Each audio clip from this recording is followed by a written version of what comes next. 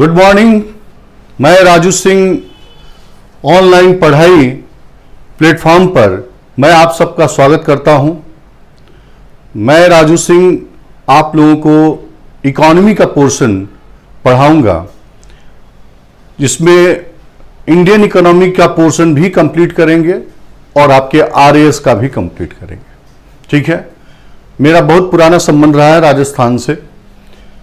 हमेशा मैं जयपुर आता था पढ़ाने के लिए, और अब ऑनलाइन विधा के आ जाने से ये आसान हो गया है कि दिल्ली में रहते हुए भी आप सबको हम मार्गदर्शन कर सकते हैं। ठीक है, एक बार पहले हम लोग सिलेबस को डिस्कस कर लेते हैं और फिर टॉपिक शुरू करेंगे। आज ही टॉपिक शुरू करेंगे, पहले एक बार सिलेबस से आपको परिचय करा दे। लिखा है आर्थिक अवधारणाएं एवं भारतीय अर्थव्यवस्था। ठीक है, यानी इकोनॉमी के जो कॉन्सेप्ट्स हैं और इंडियन इकोनॉमी की बात कर रहे हैं। तो सबसे पहले मैं दो शब्द आपको डिफाइन कर दूं। दो शब्द क्या है कि एक तो अर्थशास्त्र क्या होता है और अर्थव्यवस्था क्या होती है। यह पहले जान लेना जरूरी है, नहीं डायलेमा टाइप का बना रहता है। अर्थशास्त्र एक सिद्धांत होता है, ठीक है, सीमित साधनों से असीमित साध्यों को प्राप्त करने के लिए चयन का सिद्धांत सिखाता है। यानी अर्थशास्त्र एक सिद्धांत है, और इसी अर्थशास्त्र के सिद्धांत को जब हम अपनी आर्थिक समस्याओं के समाधान के लिए उपयोग करते हैं, व्यवहार में लाते हैं, तो उसी को अर्थव्यवस्था कहते हैं। ठीक है, और अर्थव्यवस्था किसी क्षेत्र की हो सकती है, जैसे भारत क्षेत्र की, तो हम इसको इंडियन इकोनॉमी कहते हैं, भारतीय अर्थव्यवस्था कहते हैं। ठीक है, कहने का मतलब एक दूसरे एग्जाम्पल से मैं इस बात को वेरीफाई करूं। आप सभी जानते हैं कि न्यूटन का थर्ड लॉ क्या कहता है? प्रत्येक क्रिया के बराबर विपरीत प्रतिक्रिया। यह सिद्धांत है, यह साइंस है, विज्ञान है, लेकिन इसी सिद्धांत का उपयोग करके रॉकेट बनाया गया। इसी का एप्लीकेशन फॉर्म है, रॉकेट है। उसी तरीके से अर्थशास्त्र के सिद्धांतों का उपयोग करके जब हम किसी क्षेत्र की आर्थिक समस्याओं का समाधान ढूंढते हैं, तो वह उस क्षेत्र की अर्थव्यवस्था के नाम से जानी जाती है, जैसे भारत की अर्थव्यवस्था। ठीक है, भारतीय अर्थव्यवस्था बोलते हैं आप। तो एक बात क्लियर रहे, अर्थशास्त्र जहां सैद्धांतिक पहलू को दर्शाता है, वहीं अर्थव्यवस्था उसके व्यवहारिक पहलू को दर्शाता है। ठीक है, तो अर्थशास्त्र और अर्थव्यवस्था यहां लिखा जरूर होता है, लेकिन मूल रूप से आपके एग्जाम में कोई अर्थशास्त्र के सिद्धांतिक चीजों को कोई यूज नहीं होता है ज्यादा, और इंडियन इकोनॉमी ही पढ़ी जाती है, और साथ में राजस्थान की इकोनॉमी पढ़ी जाती है। तो ये पिक्चर क्लियर रहे। अब आइए, जैसे इसमें सिलेबस में लिखने का तरीका कुछ अलग है, लेकिन अगर हम एक शब्द लिख दें, बजट लिख दें, तो इसमें के बहुत सारे पॉइंट्स उसके अंदर आ जाएंगे। जैसे आप देखिए, लिखा है बजट निर्माण। तो बजट कैसे पेश होता है, पास होता है, प्रक्रिया क्या होती है। अगर संविधान में आप जाएंगे तो द यूनियन, संघ, भाग 5, और उसमें जो सेकंड चैप्टर है उसका विधायी चैप्टर है, उसमें आर्टिकल 107 से लेकर के 107 से लेकर के 117 संघ के वित्तीय प्रावधान। ठीक है, आर्टिकल 107 से लेकर 117 तक संघ के वित्तीय प्रावधान दिए गए हैं, और इसी में सारे प्रोसेस होता है कि बजट का कैसे निर्माण होता है, बजट कहां पेश होता है, कैसे पास कराया जाता है,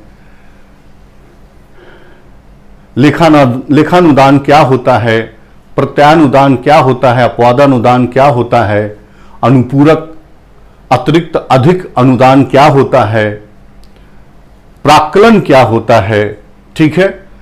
तो ये सारी चीजें, संचित निधि, आकस्मिक निधि, ये सारा पोर्शंस इसके अंदर आता है। धन विधेयक क्या होता है, वित्त विधेयक क्या होता है, ये सारी बातें इस टॉपिक के अंदर आ जाएगी। बजट निर्माण बोलते हैं तो, ठीक। अभी मैं बैंकिंग वगैरह नहीं, फिर आकर के मैं लोक वित्त की बात कर रहा हूं।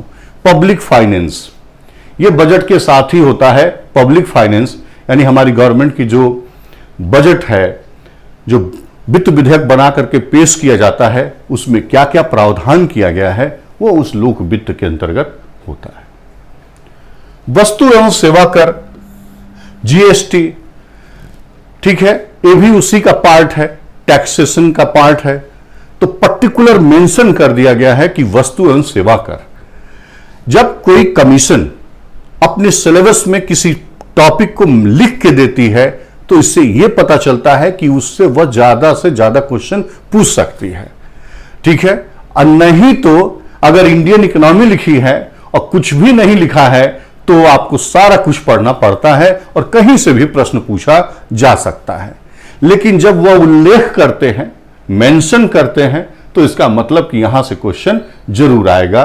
तो यहां पर जीएसटी आज के दौर में एक अप्रत्यक्ष कर में एक बड़ा सुधार था हमारे देश के लिए, और नो डाउट इसमें जानने के लिए बहुत सारी चीजें हैं जो हम आपको खूब विस्तार से पूरी तरह से बताएंगे,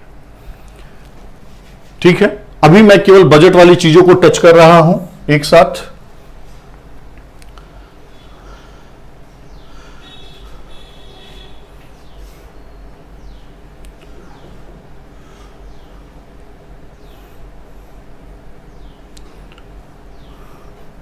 तो ये इतनी चीजें हैं एक साथ। और देखिए, फिर एक एक करके बात करें। बैंकिंग का चैप्टर है, काफी महत्वपूर्ण होता है बैंकिंग का।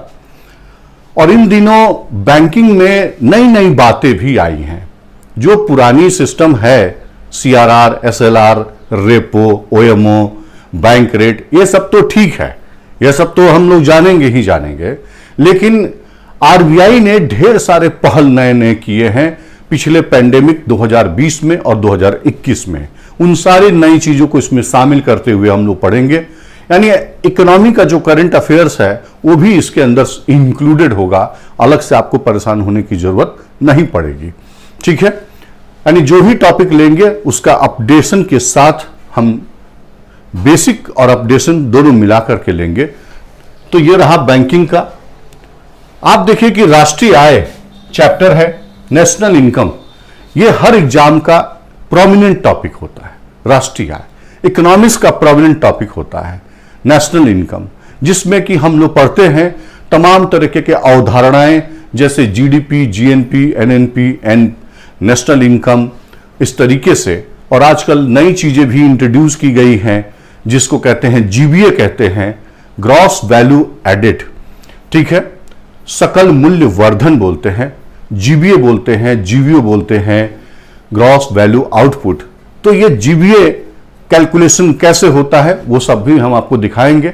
2015 जनवरी से ये सिस्टम लेकर के आए हैं।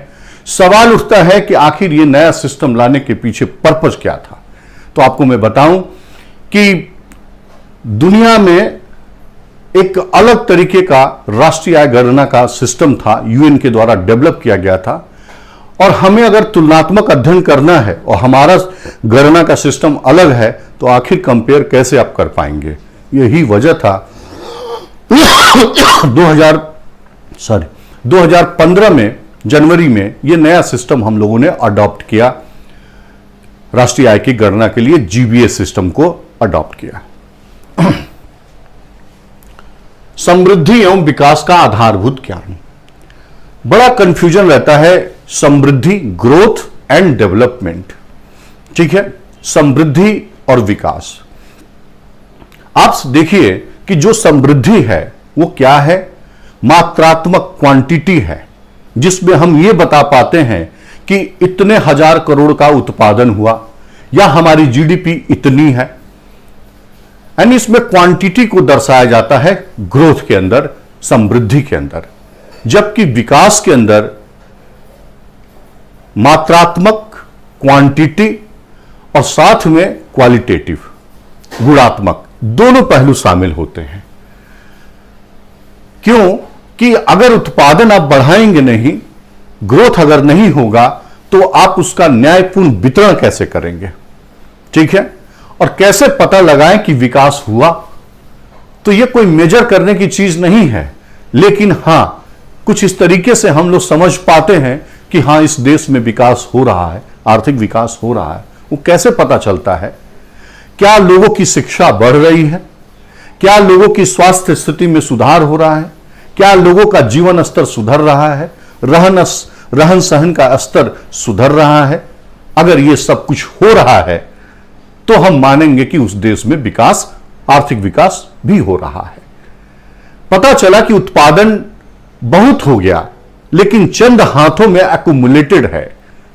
ठीक है, थोड़े से हाथों में वो स्वामित्व तो है, और बहुत सारे लोग गरीब, बेदहाल, परेशान है। तो हम ये तो बता सकते हैं कि इस देश की इकोनॉमी का उत्पादन इतना है, इतना इसका प्रोडक्शन है, बट वहां के लोगों की स्थिति क्या है? तो आर्थिक समृद्धि जहां मात्रात्मक क्वांटिटी को दर्शाता है, वहीं आर्थिक विकास मात्रात्मक तथा गुणात्मक दोनों पहलू को दर्शाता है। 1960 से पहले जब कल्याण अर्थशास्त्र नहीं था, तो उस समय आर्थिक समृद्धि, आर्थिक विकास को सब घालमेल एक ही अर्थों में लिया जाता था। लेकिन 1960 के बाद से जब कल्याण अर्थशास्त्र का उदय होता है, तो आर्थिक समृद्धि और आर्थिक विकास को अलग अलग रूपों में देखा जाता है। पहले ऐसा माना जाता था कि अगर उत्पादन बहुत बढ़ जाएगा तो अपने आप ही रिस करके इनकम लोगों तक पहुंचेगी और लोगों का जीवन सुधर जाएगा, सब कुछ अपने आप हो जाएगा। जरूरत सिर्फ यह है कि उत्पादन बढ़ाओ। पहले का कॉन्सेप्ट यह ही था। ठीक है, इसको ट्रिकल डाउन थियरी भी बोलते थे, टपकन का सिद्धांत बोलते थे। लेकिन बाद में यह समझ में आया कि केवल उत्पादन बढ़ा देने से सबके जीवन में सुधार हो जाएगा, इसकी कोई गारंटी नहीं है। सबके जीवन में सुधार करना है तो क्या करना होगा? न्यायपूर्ण वितरण करना होगा, केयर करना होगा। जो भी उत्पादन हो रहे हैं उसको अंतिम व्यक्ति तक पहुंचाने के लिए तमाम स्कीम्स, कल्याण योजनाओं के माध्यम से उन तक पहुंचाना पड़ेगा, तब जाकर के कहीं वे लाभान्वित हो पाएंगे। तो यह है आर्थिक समृद्धि और आर्थिक विकास। ठीक है, चलिए, लेखांकन है, इसका अवधारणा, उपकरण और प्रशासन में उपयोग। एक थोड़ा सा हट करके ये दिया गया है ऑडिटिंग को, सिस्टम को लेकर के, तो इसको हम अलग से आपको पढ़ाएंगे। ये सामान्य व्यवहार में नहीं रहता है, हर सिलेबस में नहीं रहता, राजस्थान में ही दिया जाता है और कभी कभी इससे प्रश्न पूछता है। तो जो भी ऑडिटिंग के तौर तरीके हैं उन सबको बड़े संक्षेप में हम प्रश्न आने के लेवल तक का पढ़ा देंगे। स्टॉक एक्सचेंज एवं शेयर बाजार, ठीक है, कायदे से ये दोनों एक ही शब्द हैं, लेकिन यहां पर तोड़ के रखा गया है। तो आप जानते हैं कि देश की अर्थव्यवस्था में शेयर बाजार का भी बहुत बड़ा रोल होता है। और आजकल तो आप देख रहे हैं कि हमारा शेयर मार्केट काफी डेवलप होता जा रहा है। ये शेयर बाजार क्या होता है, स्टॉक एक्सचेंज क्या होता है? जैसे मान लीजिए कि मुझे कंपनी चलानी है, कंपनी बनानी है और मुझे पैसों की जरूरत है, तो अब मैं या तो बैंक से जाके उधार लूं, तो मुझे भारी ब्याज चुकाना पड़ेगा। एक ऐसा सिस्टम हो जाए कि जहां पर मैं अपनी कंपनी का हिस्सेदारी भी बेच करके, कुछ हिस्सेदारी बेच करके अब पैसे जुटा लूं और उससे अपने कंपनी का विस्तार करूं। इसके लिए एक प्लेस बनाया गया जहां मैं अपनी कंपनी का हिस्सेदारी, शेयर बेच करके, इक्विटी शेयर बेच करके अब पैसे जुटा सकते हैं। और आपको भी अपॉर्चुनिटी मिल रही है। क्यों कि आप बैंक में जमा करते हैं तो इस समय 3 से 3.5% का इंटरेस्ट है, कोई खास गेन नहीं होता वहां पर। अगर हम किसी बिजनेस में, कंपनी के शेयर में पैसे लगाते हैं और कंपनी ग्रो करती है तो हमारा पैसा भी ग्रो करता है। ठीक है, यह फंड मोबिलाइजेशन का बहुत अच्छा तरीका है। आप थोड़े थोड़े पैसे लेके बैठे हुए हैं, इससे आप कोई अपनी कंपनी तो चला नहीं सकते, आप खुद बिजी हैं। लेकिन हां, आप अपने पैसे को कहीं लगा करके पैसे को बढ़ाना चाहते हैं और साथ में अपना काम करते रहना चाहते हैं। इसी के लिए शेयर मार्केट का कॉन्सेप्ट लाया जाता है। और Bombay stock exchange, national stock exchange, Sensex और निफ्टी, इस तरीके की चीजें यहां पर वर्ड देखने को मिलेगा।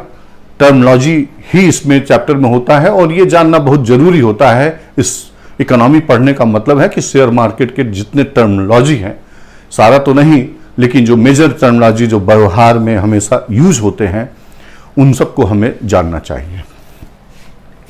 राजकोषीय और मौद्रिक नीतियां, ठीक है, फिस्कल पॉलिसी और मॉनेटरी पॉलिसी। आप देखिए कि हमारी सरकार फिस्कल पॉलिसी जारी करती है, राजकोषीय नीति जारी करती है। मतलब क्या, ये जो बजट होता है, पेश की जाती है, तो बजट एक माध्यम है, साधन है, ठीक है। बजट एक साधन है और साध्य क्या है?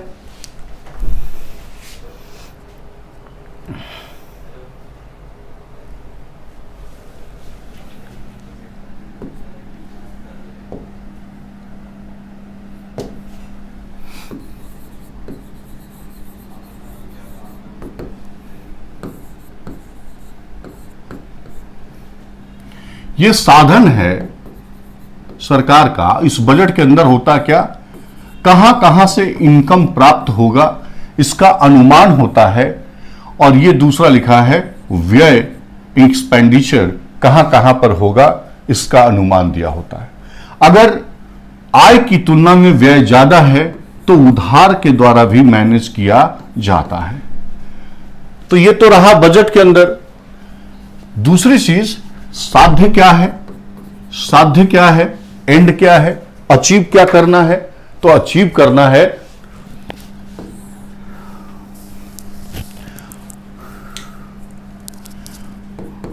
उच्च समृद्धि की दर,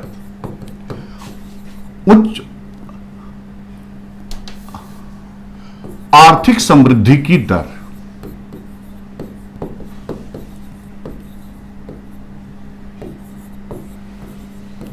उच्च आर्थिक समृद्धि की दर क्या होता है मैं अभी डिफाइन कर रहा हूं। और गरीबी बेरोजगारी का समाधान, गरीबी बेरोजगारी का समाधान। और आंतरिक तथा बाह्य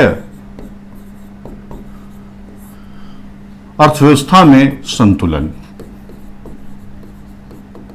यानी विदेशों और देश की अर्थव्यवस्था में संतुलन, ठीक है। और क्या है? महंगाई पर नियंत्रण, महंगाई पर नियंत्रण।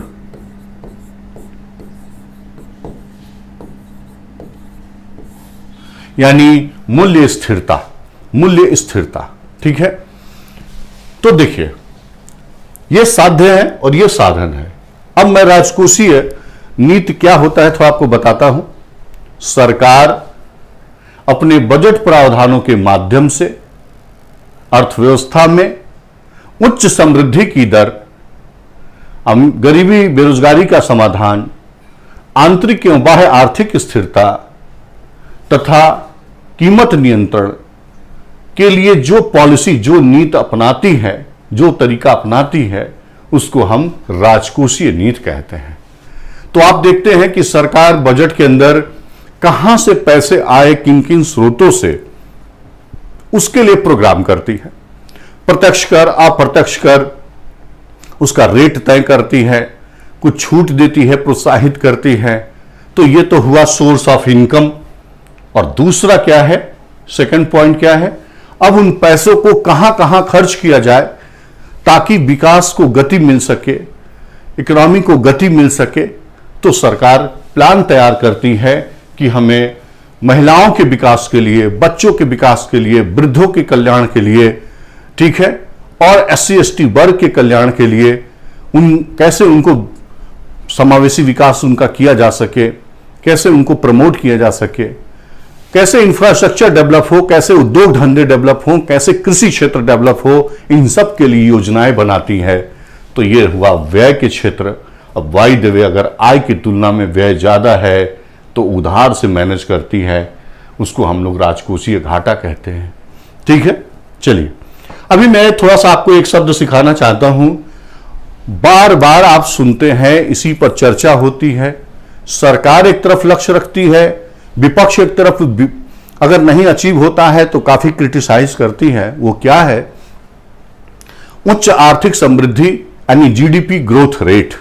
ठीक, माना कि हमारे देश का जीडीपी यानी एक वित्त वर्ष में अंतिम रूप से उत्पादित वस्तुओं तथा सेवाओं के मौद्रिक मूल्य को हम जीडीपी कहते हैं। सिंपल समझिए, जब चैप्टर राष्ट्रीय आय का पढ़ाएंगे तब वहां विस्तार से, यानी एक वित्त वर्ष में हमारी घरेलू सीमा में जितनी नई वस्तु बने और जितनी उसका मूल्य और जितनी नई सेवा सृजित हो उसका मूल्य को जोड़ करके हम निकालते हैं जीडीपी। मान लिया कि 100 रुपए है। ठीक, माना कि 100 रुपए है। अब हम चाहेंगे कि हाई ग्रोथ यानी 10% सपोज करिए कि दर से ये बढ़े, यानी अगली साल 110 रुपीज का हो जाए। इस साल 100 रुपए का उत्पादन है, 10% ग्रोथ रेट होगा तो अगली साल 110 रुपए का उत्पादन होगा। और ऐसा होने से क्या होता है, क्यों जीडीपी ग्रोथ रेट को बढ़ाने के लिए हम लोग इतना प्रयत्नशील होते हैं? इसका मतलब कि 10 रुपए का और ज्यादा उत्पादन होगा और उसके उत्पादन में लोगों के हाथों को रोजगार मिलेगा। ठीक है, जब रोजगार मिलती है तो निर्धनता वैसे दूर हो जाती है, देश का उत्पादन बढ़ता है। ठीक है, और दूसरी बात, अगर सरकार को जब 100 रुपए का उत्पादन था तो 10 रुपए टैक्स मिलता था, अगर 110 रुपए का उत्पादन होगा तो बिना किसी चेंज के अब सरकार को 11 रुपए का टैक्स मिलेगा। 11 रुपए का टैक्स मिलेगा। 100 रुपए पर अगर 10 रुपया मिलता है तो 110 रुपए पर 11 रुपए मिलेगा। पिक्चर क्लियर है? यानी सरकार को रेवेन्यू, राजस्व ज्यादा मिलेगा। ज्यादा मिलेगा तो सरकार क्या करेगी? राजस्थान के दूर दराज के इलाकों में सड़क लेकर जाएगी, बिजली लेकर जाएगी, दूर संचार लेकर जाएगी।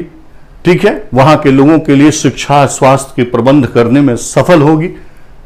तो कहने का मतलब है कि जब हमारे देश का उत्पादन तेज गति से बढ़ता है तो जहां लोगों को रोजगार मिलता है, गरीबी दूर होती है, वहीं पर सरकार के राजस्व बढ़ने से सरकार लोगों के कल्याण के लिए नई नई योजनाएं ला पाती है। अब आपको क्लियर हो गया होगा कि जीडीपी ग्रोथ रेट क्यों ऊंचा होना चाहिए, क्यों सरकारें इसको ऊंचा रखने के लिए ज्यादा प्रयास करती हैं और नहीं हो पाने पर क्यों विपक्ष इसकी आलोचना करती है। यह पिक्चर क्लियर हो गया होगा। ठीक है, चलिए, तो हम बात कर रहे थे आपसे राजकोषीय नीति, और इसी तरीके से इसी तर्ज पर बात करें मौद्रिक नीति।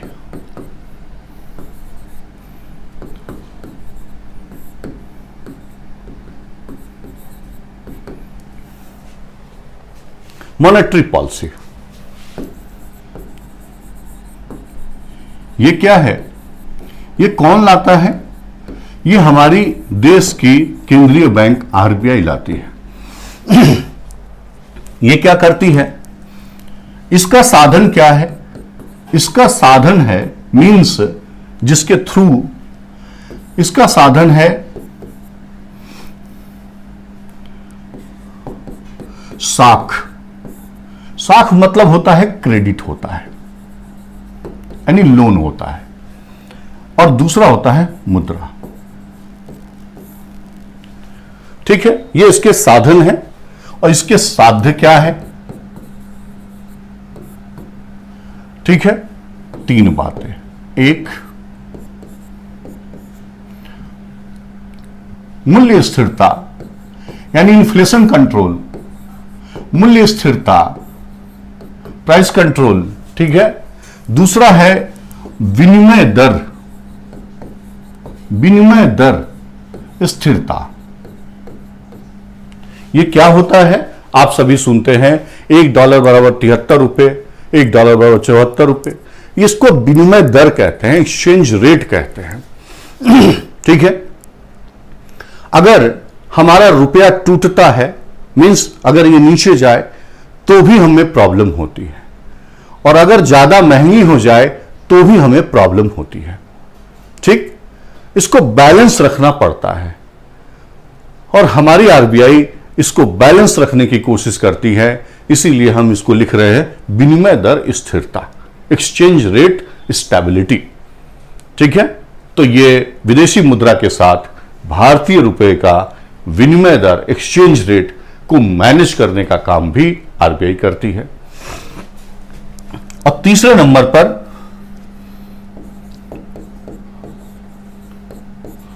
आर्थिक समृद्धि दर को तेज करना। ठीक है, जरा सीखिएगा, मैं कुछ प्लानिंग के साथ लिखा हूं। जहां हम सरकार के लिए लिखे थे मूल्य स्थिरता, सबसे नीचे लिखे थे महंगाई पर नियंत्रण। ठीक है, और उच्च आर्थिक समृद्धि की दर हमने सबसे ऊपर लिखा था।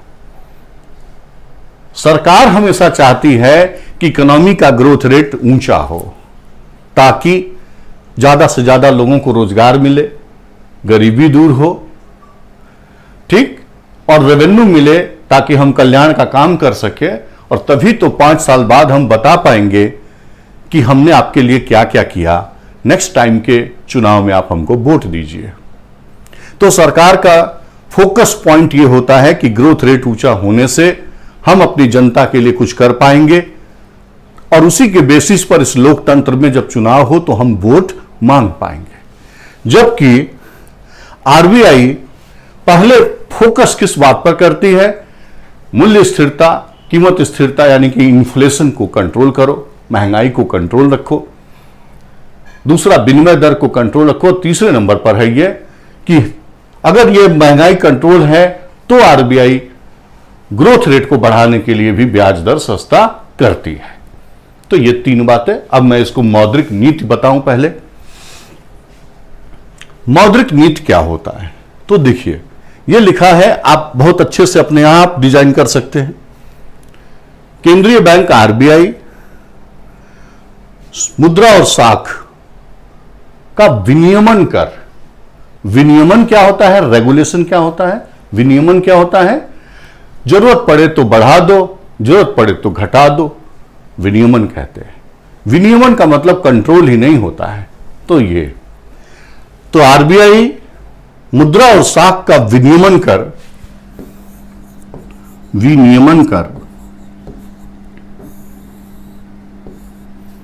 रेगुलेट करके अर्थव्यवस्था में मूल्य स्थिरता, विनिमय दर स्थिरता,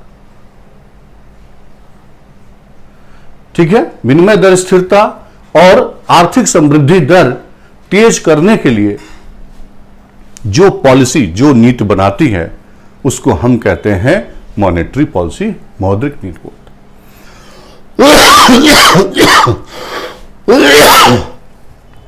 और इस मौद्रिक नीति में वह इंस्ट्रूमेंट, उपकरणों का उपयोग करती है। Bank rate, CRR, SLR, OMO, marginal standing facility, ठीक है। तो ये सारे उपकरणों का उपयोग करके आरबीआई आवश्यकता के अनुसार मार्केट में मनी का फ्लो बढ़ाती है या घटाती है। जब बढ़ाती है जब मंदी की स्थिति होती है, और जब महंगाई की स्थिति होती है तो मनी फ्लो को कंट्रोल करती है। सब मैं पढ़ाऊंगा, चैप्टर लूंगा। आज फर्स्ट डे है, आपको जोड़ना चाह रहे हैं, सिलेबस के साथ जोड़ना चाह रहे हैं कि किस में क्या पढ़ाई होती है। इतना ही है, ये मत समझिएगा इतना बता के छोड़ दिए। फर्स्ट डे आप पूरा सिलेबस डिस्कस कर रहे हैं, इसका मतलब नहीं कि पूरा आज ही कंप्लीट हो जाएगा, ठीक है। तब फिर मैं एक एक टॉपिक उठाऊंगा और एक एक करके खूब विस्तार से आपको टीचिंग करेंगे, ठीक। चलिए, तो ये रहे मौद्रिक नीति और वो था राजकोषीय नीति। तो एक छोटा प्रश्न बनता है कि राजकोषीय नीति डॉलर प्राइस रुपीज से कम कैसे हो सकता है गुरुजी। ठीक है, भुवनेश शर्मा जी, हम अभी देख नहीं रहे थे, अब देखना शुरू कर रहा हूं आप लोगों का कमेंट। देखिए, ये प्रश्न ऐसा है कि हम लोग जब दुनिया से इंपोर्ट ज्यादा करते हैं तो हमें डॉलर की जरूरत पड़ती है, तो हम डॉलर की मांग करते हैं। ज्यादा डॉलर की मांग करने की वजह से ही डॉलर का मूल्य हमारे रुपए की तुलना में बढ़ती है। अगर कल को ऐसा हो जाए कि हम दुनिया से बहुत कम सामान खरीदे और डॉलर की मांग कम कर दे, और दूसरी तरफ हमारी वस्तुओं को दुनिया में ज्यादा एक्सपोर्ट हो और दुनिया वालों को हमारी जरूरत ज्यादा हो, तो ऐसी सिचुएशन में यह बाजी पलट सकती है, यह बाजी पलट सकती है। ठीक है, आप देखिए कि कभी बराबर हुआ करता था, $1 बराबर ₹3 हुआ करता था, लेकिन लगातार इसमें गिरावट इसलिए आया कि हम दुनिया से ज्यादा सामान इंपोर्ट करते रहे और डॉलर की डिमांड करते रहे। उसमें एक सबसे बड़ा आइटम क्या है, जो क्रूड ऑयल हम लोग इंपोर्ट करते हैं। जैसे जैसे हमारी इकोनॉमी बढ़ती जा रही है, हमारा क्रूड ऑयल इंपोर्ट बढ़ता जा रहा है। अब उसका विकल्प यह हो सकता है, अब तत्काल तो हम लोग रोक नहीं पाएंगे सारा का सारा, लेकिन हां, अगर हम दूरगामी नीति को लेकर चलें, जैसे रिन्यूएबल एनर्जी है, सोलर है, विंड है, हाइड्रो है, ठीक है, और देश के अंदर भी हमारे पास जो फॉसिल फ्यूल हैं उसको एक्सप्लोर करें, निकालें, तो हमारी विदेशी निर्भरता कम होगी। अभी हम लोग क्या कर रहे हैं कि गन्ने से, ठीक है, शुगर केन, उससे एथिल अल्कोहल निकाल करके गैसोहॉल बना रहे हैं, यानी उसी डीजल में पेट्रोल में मिलाने का काम कर रहे हैं। 5%, 10%, आगे और लक्ष्य है। ऐसा करेंगे तो इतना कम से कम इंपोर्ट कम होगा। तो जितना ही हम विदेशों से इंपोर्ट कम करेंगे, उतना ही हमारी डॉलर पर डिपेंडेंसी कम होगी, और कम होने का मतलब है कि हमारा रुपया ठीक रहेगा। दूसरी चीज, सोना, गोल्ड भी हम बड़े पैमाने पर विदेशों से इंपोर्ट करते हैं, जबकि हमारे देश में तमाम सोने का स्टॉक भरा हुआ है। ठीक है, लोग क्या करते हैं, सोना के रूप में संचय करते हैं। जब सोने का इंपोर्ट करेंगे आप गोल्ड का, तो आपको विदेशी मुद्रा में डिमांड करनी पड़ेगी। अगर हम अपने देश के रखे हुए सोने को ही मार्केट में ला रहे, मैं नहीं कह रहा हूं कि किसी का सोना छीन करके, नहीं, जैसे आप बात आती है कि मंदिरों में सोना बहुत पड़ा हुआ है, तो मंदिर ट्रस्ट को अपना सोना की वैल्यू उनके नाम में ही रहेगा, केवल वो रिलीज कर दे ताकि मार्केट की जरूरतें पूरी की जा सके, उसके ओनर वो बने रहे। छीनने की बात नहीं कि मंदिर की संपत्ति छीन लो, नहीं। हां, मंदिर में जो रखा हुआ है उसको उनके नाम में उनको रजिस्टर करके मार्केट में चला दिया जाए, जो बढ़े पैसा आए वो भी मंदिर को ही दिया जाए। बस केवल क्या है, हमारा इंपोर्ट पर निर्भरता कम हो जाए। हम पीछे कोयले का आयात करते थे, जबकि हमारे देश में कोयले का भी भंडार बहुत सारा है। हमें जरूरत है कि हम खुद से करें, नहीं कर सके तो विदेशियों को बुलाएं, निवेश करवाएं और अपने देश के कोयले का उत्पादन बढ़ाएं, जैसा कि अभी किया गया है। पढ़ाऊंगा आपको, कोयले का मार्केटाइजेशन, कमर्शलाइजेशन किया गया है। ठीक है, कैसे किया गया बताऊंगा। तो ये सारे तरीके हैं जब आप डॉलर पर डिपेंडेंसी कम करके अपने रुपए को मजबूत बना सकते हैं। लेकिन दूसरी समस्या शुरू होगी, जब हमारा रुपया मजबूत होगा तो हमारे निर्यातक को समस्या होगी, लेकिन निर्यातक को समस्या होगी तो उसका समाधान यह है कि उनको सुविधा दिया जाए ताकि उनकी लागतें कम हो और फिर भी प्रॉफिटेबल बने रहे, तो यह सॉल्यूशन हो सकता है।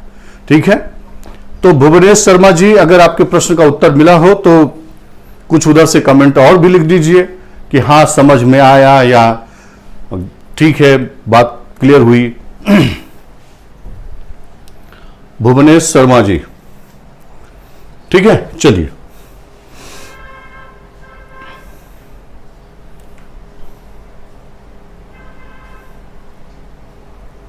तो हम लोग यहां पर अभी बात कर रहे थे राजकोषीय एवं मौद्रिक नीतियां। यहां लिखा है सब्सिडी।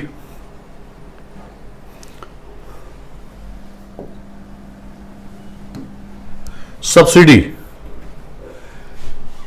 अब देखिए कि सरकार सब्सिडी देती है। पहले मैं एक बार सब्सिडी समझा दूं। कई बार लोग शुरुआत करते हैं तैयारी की और इन शब्दों से परिचित नहीं होते हैं। बाय द वे, सब्सिडी का मतलब है कि सरकार द्वारा दी गई सहायता। ठीक है, सरकार द्वारा दी गई सहायता। यह सहायता कई रूपों में हो सकता है। आप पूछेंगे कि कैसे कैसे होता है सर? तो आप सब राजस्थान से हैं, वहां पर गेहूं का अच्छा उत्पादन होता है। सरकार एमएसपी पर, मिनिमम सपोर्ट प्राइस पर किसानों से गेहूं खरीदती है। ठीक है, पिछले साल का 1975 रुपया पर क्विंटल एमएसपी था। ठीक, अब हो सकता है कि मार्केट में 1500 रुपए का रेट हो और सरकार किसान से कितने का खरीद रही है? 1975 का, यानी 475 रुपया एक्स्ट्रा दिया ताकि किसान को जब अच्छा पैसा मिले तो वह खेती के लिए आगे आएगा। एक तरीका हुआ। दूसरा तरीका हुआ, जो राशन की दुकान होती है, सार्वजनिक वितरण प्रणाली, ठीक है, पीडीएस बोलते हैं आप, कोटा बोलते हैं, राशन की दुकान बोलते हैं, फेयर प्राइस शॉप बोलते हैं शहरों के अंदर। वहां पर आजकल राष्ट्रीय खाद्य सुरक्षा अधिनियम 2013 के अनुसार 2 रुपया केजी का चावल और 3 रुपया केजी का गेहूं और 1 रुपया केजी के मोटे अनाज, ज्वार बाजरा। अब पता चला कि आपको मालूम है कि वो गेहूं जो सरकार खरीद के लाई है और वहां से बेचने जा रही है, पता चला कि 30 रुपए से ज्यादा का खर्चा है और आपको कितने में दिया जा रहा है? 2 रुपये का गेहूं। 1 केजी पर लगभग 28 रुपये आपको सपोर्ट दिया जा रहा है। तो यह है आर्थिक सहायता। ठीक है, तो कहने का मतलब कि चाहे वो गेहूं एमएसपी पर खरीदारी हो, चाहे इस तरीके से सामान सस्ते दर पर दिया जाए, और तीसरा क्या हो सकता है? तीसरा हो सकता है कि डीबीटी, डायरेक्ट बेनिफिट ट्रांसफर के माध्यम से आपको किसी वस्तु की कम दर पर उपलब्ध कराया जाता है।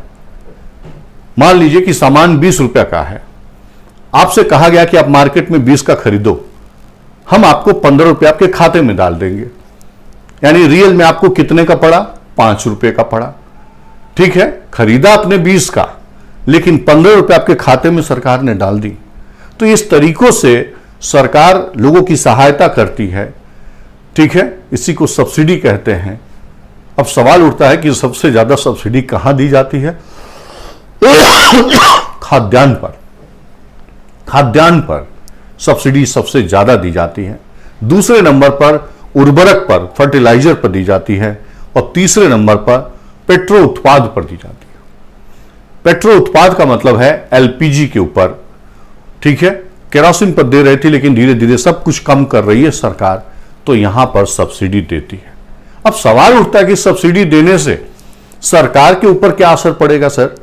तो सरकार का व्यय बढ़ जाता है, राजस्व व्यय, राजस्व घाटा बढ़ जाता है। इससे सरकार को परेशानी भी होती है। और दूसरी परेशानी क्या है कि जिसको दिया जाना चाहिए, पता चला दूसरे लोग मिसयूज कर लेते हैं। गरीब की सब्सिडी अमीर चुरा लेता है, भ्रष्टाचार और लीकेज की वजह से। इसका भी समाधान ढूंढने की जरूरत है। इसके लिए सरकार क्या क्या उपाय कर रही है, ओपीटी का प्रश्न होता है। ठीक है, चलिए, लोक वितरण प्रणाली वही है, सार्वजनिक वितरण प्रणाली जिसको कहते हैं, पीडीएस कहते हैं, राशन की दुकान। अभी देखिए कि 1 नेशन 1 राशन कार्ड का कॉन्सेप्ट आया 2020 में। शुरू में थोड़ा एक्सपेरिमेंटल था, बाद में पूरे देश में अब जून 2021 से लागू हो रहा है। तो इसके बारे में सार्वजनिक वितरण प्रणाली। ई कॉमर्स है, ई कॉमर्स है। आज के डेट में ई कॉमर्स बहुत ही चर्चा का विषय है। ई कॉमर्स होता क्या है? जब हम कोई खरीद बेच डिजिटल प्लेटफॉर्म के माध्यम से करते हैं तो इसको ई कॉमर्स कहा जाता है। आप सब बहुत अच्छे से जानते हैं कि एक तरीका है कि मुझे यह पेन खरीदना है, मैं जाऊं दुकान पर से खरीद कर लेके आऊं। यह ट्रेडिशनल सेल परचेज ट्रेडिंग का तरीका है। और एक है कि मैं अपना मोबाइल उठाऊं और इसमें किसी कंपनी, अमेजॉन, फ्लिपकार्ट, स्नैपडील, मापतोल, कोई भी इस तरीके की कंपनी का ऐप पर जाकर के, उसके वेबसाइट पर जाकर के, और मैं इसको सर्च करूं कि कौन सी कंपनी कितने रेट की दे रही है, और फिर मैं ऑर्डर प्लेस करूं ऑनलाइन ही, और इस तरीके से मैं खरीदता हूं। ये होता क्या है,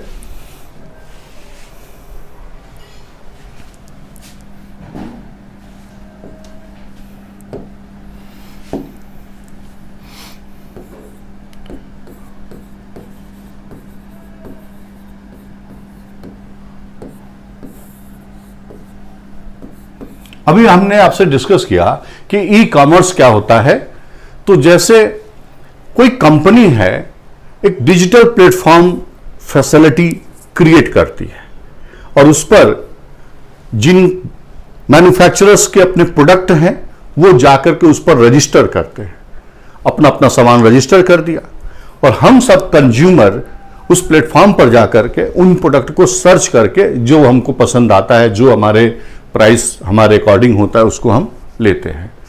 तो जो कंपनी थी उसने क्या किया कि उस प्लेटफॉर्म को डेवलप किया, उसका अपना कोई प्रोडक्ट नहीं होगा, वो अन्य कंपनियों के उत्पाद को वहां पर रजिस्टर करा जाता है और हम कंज्यूमर वहां से खरीदते हैं। वो केवल फैसिलिटी प्रोवाइड करती है उस प्लेटफॉर्म का, बदले में कमीशन लेती है। ठीक, तो जैसे माना कि अमेजॉन है, लेकिन इसमें भी दो तरीके के ई कॉमर्स होते हैं। एक होता है market place model, market place e commerce model, e commerce model, और दूसरा होता है inventory e commerce model, e commerce model. Market place e commerce model, inventory e commerce model.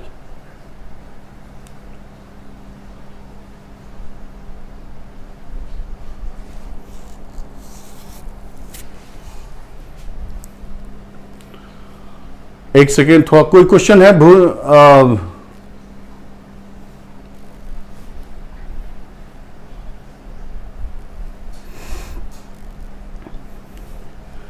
कोई जो आप क्वेश्चन पूछ रहे हैं, अभी मैं जवाब दे लेता हूं, तो फिर थोड़ा सा यहां पढ़ाना शुरू करते हैं।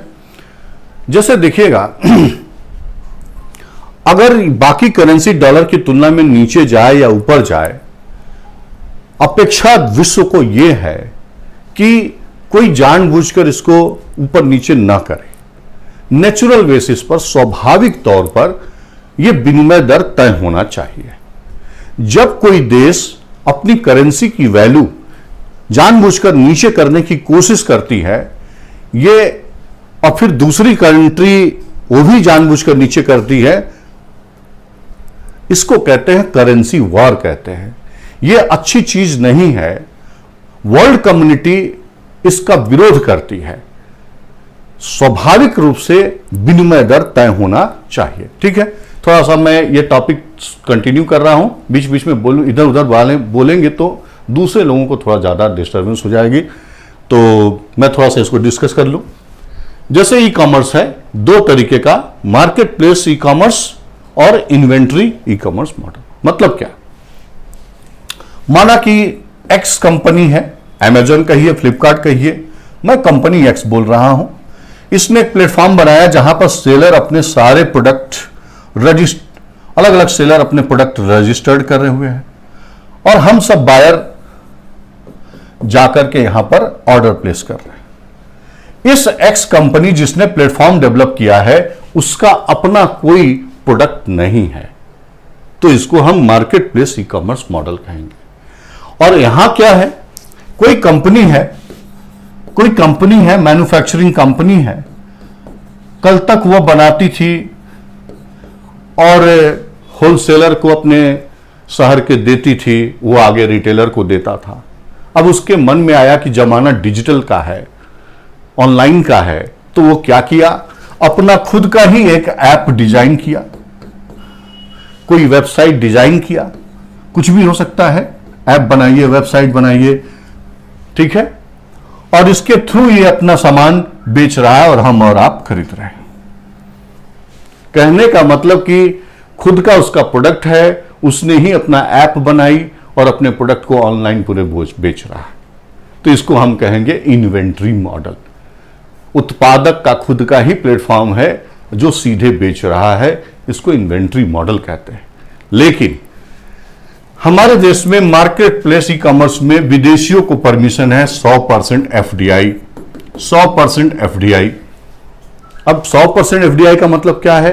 वो भी ऑटोमेटिक रूट है, ऑटोमेटिक रूट, ठीक है, ऑटोमेटिक रूट। इसका मतलब क्या है?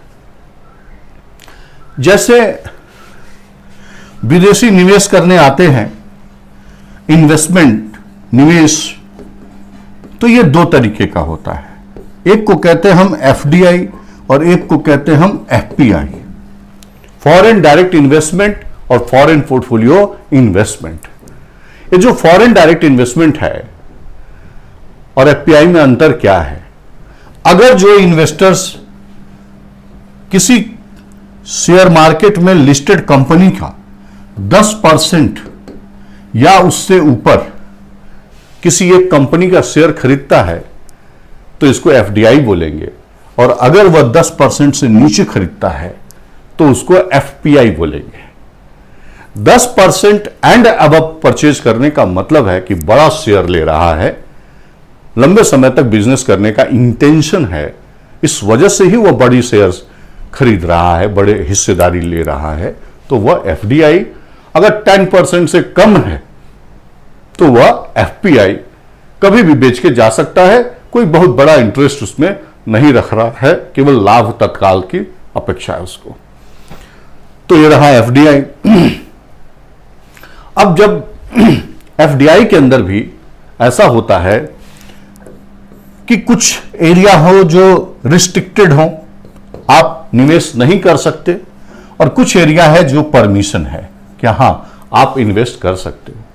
जो परमिशन एरिया है वो भी दो भागों में बटा होता है, एक प्रीवर परमिशन गवर्नमेंट से लीजिए आप, और एक होता है ऑटोमेटिक रूट। ऑटोमेटिक रूट मतलब क्या? ऑटोमेटिक रूट का मतलब है कि आप निवेश करने से एक महीना पहले आरबीआई को इन्फॉर्म कर दीजिए और उसके बाद निवेश कर लीजिए, ठीक है। तो इसको कहते हैं स्वतः अनुमोदन। तो market place e commerce model के अंदर ऑटोमेटिक रूट से 100% एफडीआई की परमिशन है। हम ऐसा क्यों करते हैं? हम इन्हें प्रमोट करना चाहते हैं, इंफ्रास्ट्रक्चर डेवलप करना चाहते हैं, स्टोरेज फैसिलिटी, ठीक है, कोल्ड स्टोरेज और ट्रांसपोर्टेशन सिस्टम, इन सब में ये पैसे लगेंगे तो ये ज्यादा अच्छे से ये मार्केट को डेवलप किया जा सकेगा।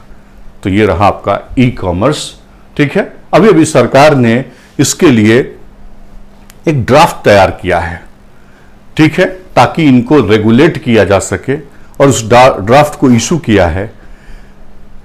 उसमें बहुत सारी समस्याओं का समाधान, जो समस्याएं थी उसका सॉल्यूशन निकालने की कोशिश की है, और इनको गाइडलाइन देगी। अभी इशू नहीं हुआ है, केवल ड्राफ्ट आया है। जब वह लोगों की राय मिल जाएगी फिर फाइनल बना करके रूल्स लाए जाएंगे, ठीक है। तो इस पर बात करेंगे। डीपीआईआईटी इसका जो है रेगुलेटरी बॉडी होती है, माने वह निगरानी रखती है इसका, ठीक है। ये चलिए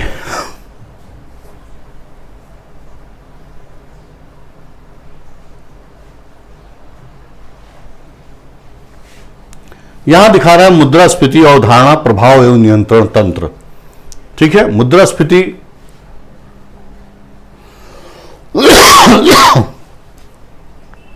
अवधारणा, प्रभाव एवं नियंत्रण तंत्र। आप देखिए कि मुद्रास्फीति इन्फ्लेशन, महंगाई से कंसर्न है, महंगाई को कहते हैं।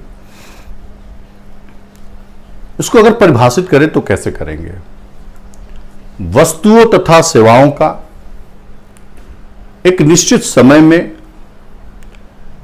औसत मूल्य एवरेज प्राइस का में यदि निरंतर वृद्धि की स्थिति हो तो इसको हम मुद्रास्फीति कहते हैं।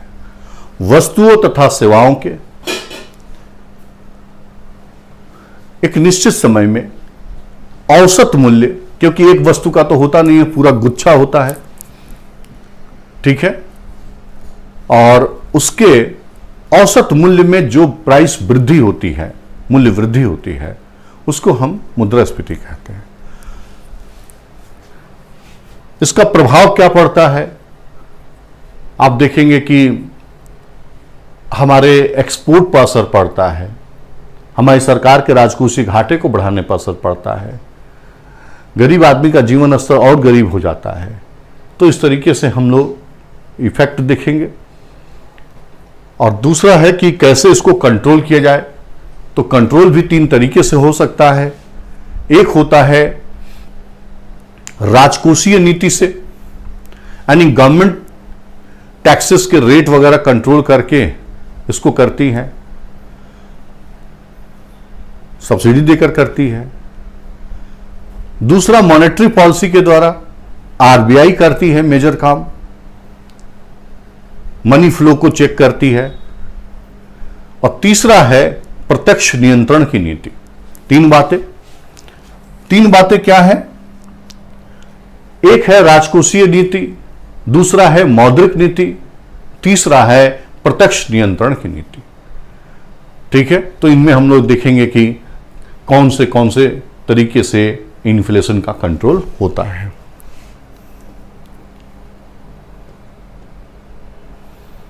अब देखिए, आर्थिक विकास एवं आयोजन। अर्थव्यवस्था के प्रमुख क्षेत्र कृषि, उद्योग, सेवा एवं व्यापार क्षेत्रों की वर्तमान स्थिति, यह हमको कैसे पता चलेगा?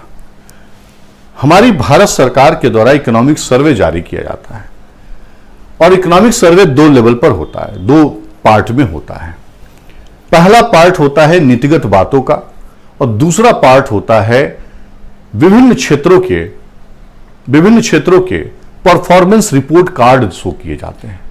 मतलब क्या कि एग्रीकल्चर में क्या पोजीशन है, उत्पादन का क्या है, कौन कौन से स्कीम चलाई जा रही है, तो ये सब हमको यहां से पता चलता है। इसी तरह से उद्योग का चैप्टर होता है, सर्विस का चैप्टर होता है, ठीक है, ट्रेड का चैप्टर होता है, यानी भारत किस देश को सबसे ज्यादा निर्यात कर रहा है, अमेरिका को, किस देश से ज्यादा आयात कर रहा है, चाइना को। दूसरा प्रश्न आता है कि हम जो एक्सपोर्ट कर रहे हैं उसमें सबसे ज्यादा कौन सी वस्तु का एक्सपोर्ट करते हैं, या सबसे ज्यादा कौन सी वस्तु का इंपोर्ट करते हैं। इन दिनों कौन सी वस्तु का इंपोर्ट बढ़ गया है? आपने देखा कि पैंडेमिक होने की वजह से लोग घरों से ही वर्क फ्रॉम होम का कंसेप्ट डेवलप हुआ, जिसकी वजह से हर आदमी को कोई ना कोई गैजेट्स की जरूरत पड़ रही थी। ये डिजिटल बोर्ड की जरूरत हम लोगों को भी पड़ गई, जिससे लिया गया, नहीं तो फिजिकल क्लास होती थी। तो ये सारे इन इक्विपमेंट्स को परचेज करना पड़ा है, यानी इससे विदेशों से इंपोर्ट काफी बढ़ गया। ये आइटम यानी इलेक्ट्रॉनिक हार्डवेयर, सॉफ्टवेयर, हार्डवेयर और ताकि एसेसरीज जो है, इनका इंपोर्ट काफी बढ़ा है। ठीक है, तो इस तरीके के प्रश्न है कि हाल में किस वस्तु का इंपोर्ट काफी बढ़ गया। तो ये पैंडेमिक के कारण, वर्क फ्रॉम होम के कारण इन सब चीजों का इंपोर्ट बढ़ गया। ठीक है, तो इस तरीके से फिर उसी में देखा जाता है कि हमारे देश के ऊपर ऋण कितना है, हमारे देश का विदेशी मुद्रा भंडार कितना है। ट्रेड के चैप्टर में ये सारा डिस्कस होता है। सबसे खास बात जो प्रश्न बनाने की है इस क्षेत्र में, अब इस दौर में, अभी तक हमारे देश में चालू खाते का घाटा हो रहा था 2004 से, लेकिन पिछले साल चालू खाते का घाटा, करंट अकाउंट का डेफिसिट से बदल करके सरप्लस हो गया। आखिर ऐसा क्यों हुआ? ठीक है, यह प्रश्न है, यह ध्यान देने वाला प्रश्न है। चालू खाता सरप्लस हो गया, वो तो ठीक है, सिंपल क्वेश्चन का उत्तर हुआ, लेकिन ऐसा हुआ क्यों? क्या हमारे निर्यात बढ़ गए? ऑप्शन देगा, निर्यात बढ़ गए? नहीं, निर्यात नहीं बढ़े, हमारा आयात घट गया था, क्योंकि देश में नेशनल लॉकडाउन था, हमें चीजों की जरूरत ही नहीं थी, जरूरत थी भी तो सब बंद था। तो हमारा आयात कम हुआ, इससे आयात निर्यात का डिफरेंस कम हो गया और इसके वजह से हमें जो है कि चालू खाते में सरप्लस प्राप्त हुआ। ठीक है, तो 2004 के बाद यानी 17 सालों के बाद, 16 सालों के बाद अब जाकर के भारत में करंट अकाउंट में सरप्लस हुआ। तो ये ट्रेड के चैप्टर में काम आएगा।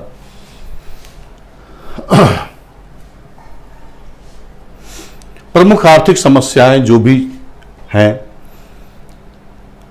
ग्रोथ रेट को लेकर, गरीबी को लेकर, बेरोजगारी को लेकर, सब कुछ, और सरकार उसमें क्या पहल कर रही है। आर्थिक सुधार एवं उदारीकरण, ये एलपीजी की बात कर रहा है। लिबरलाइजेशन, प्राइवेटाइजेशन और ग्लोबलाइजेशन जो 1991 में हमारे देश में शुरू हुआ। विभिन्न क्षेत्रों में हम लोग उदारीकरण की नीति अभी भी विस्तारित कर रहे हैं। विदेशी निवेश को लेकर के समय समय पर हम उदारीकृत नीति अपनाते रहते हैं और ढील देते हैं। ठीक है, इन दिनों ढेर सारे नए नए स्कीम्स लेकर के आए हैं सभी क्षेत्रों में, क्योंकि पिछले साल आत्मनिर्भर भारत, और उस आत्मनिर्भर भारत का हमारे 2021 के बजट पर बहुत सारा असर है। ठीक है, जैसे पीएलआई योजना शुरू की गई है, प्रोडक्शन लिंक्ड इंसेंटिव बोलते हैं। बजट के अंदर क्या हुआ है, क्या कहा गया, सरकार की संपत्ति का मुद्रीकरण करना, सरकार की संपत्ति का मुद्रीकरण करना। ये कैसे प्राइवेटाइजेशन से अलग है, कैसे विनिवेश डिसइन्वेस्टमेंट से अलग है, डिसइन्वेस्टमेंट का लक्ष्य क्या है, इत्यादि बातें हम लोग पढ़ेंगे। मानव संसाधन एवं आर्थिक विकास, आप देखिए कि मानव विकास सूचकांक ह्यूमन डेवलपमेंट इंडेक्स है। आपको पता है कि वर्ल्ड बैंक यूएनओ की एजेंसी है यूएनडीपी। ठीक है, United Nation Development Programme, United Nation Development Programme ये लेकर के आई 1990 में।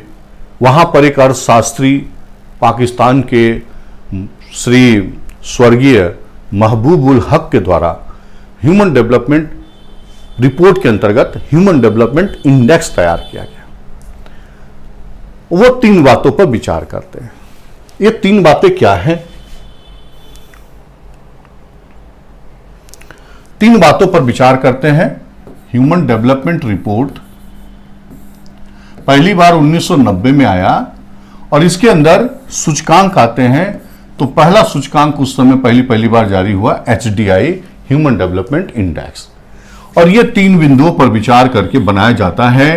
पहला है जीवन प्रत्याशा, लाइफ एक्सपेक्टेंसी, जीवन प्रत्याशा। दूसरा है शिक्षा,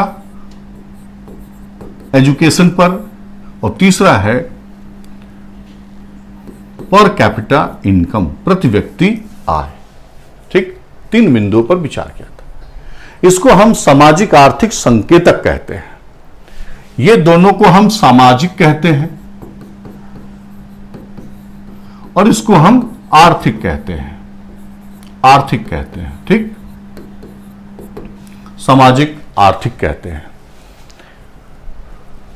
देखा जाना चाहिए कि कोई देश विश्व के स्तर पर तुलनात्मक अध्ययन करे तो वह इन सोशियो इकोनॉमिक इंडिकेटर्स पर वह देश कहां पर है, इससे तुलनात्मक अध्ययन होगा। आपको अपनी स्थिति पता चलेगी, यानी उस देश को, वो देश इस मामले में अपने का सुधार करेगा, और जो अंतर्राष्ट्रीय संगठन है वो भी ये जान पाएंगे कि किस देश की स्थिति बहुत बदतर है, उसको आर्थिक मदद दी जाएगी तथा अन्य सुविधाएं दी जाएंगी। तो इसीलिए इसको बनाया गया था ह्यूमन डेवलपमेंट रिपोर्ट, और इसके अंदर HDI रखी गई थी। लेकिन सीधे सीधे मैं बताऊं कि 1990 के बाद 2010 में फिर इस सिस्टम में थोड़ा चेंज किया गया और आजकल लाया जाता है HDI, IHDI। ठीक है, और एक आजकल और भी नया ला दिया गया है इस बार, पहली बार, जिसमें कि पर्यावरण को भी शामिल कर लिया गया है। और ये है आपका जीडीआई, जेंडर डेवलपमेंट, महिलाओं पर विचार करता है। और ये जीआईआई है, जेंडर इनइक्वलिटी इंडेक्स बोलते हैं इसको। और ये है आपका एमपीआई है, मल्टी डायमेंशनल पॉवर्टी इंडेक्स, बहुआयामी निर्धनता सूचकांक। ठीक है, यहां से बार बार प्रश्न पूछे जाते हैं, भारत का रैंक क्या है। ठीक है, एमपीआई के अनुसार भारत में कितने % लोग गरीब हैं, एमपीआई में कौन कौन से बिंदुओं पर विचार किया जाता है, एमपीआई में कितने सब पॉइंट्स हैं। तो 3 मेन आयाम है डायमेंशन, एक है शिक्षा, दूसरा है स्वास्थ्य और तीसरा है जीवन स्तर। शिक्षा, स्वास्थ्य और ये है आपका जीवन स्तर, इन पर विचार किया जाता है। और इसके अंदर 2 पॉइंट इसमें है, 2 पॉइंट इसमें है और इसमें 6 पॉइंट है, इसमें 6 पॉइंट है, तो कुल मिला के 10 पॉइंट है। तो ये सब यहां पर टॉपिक है, ये पूछा जाता है।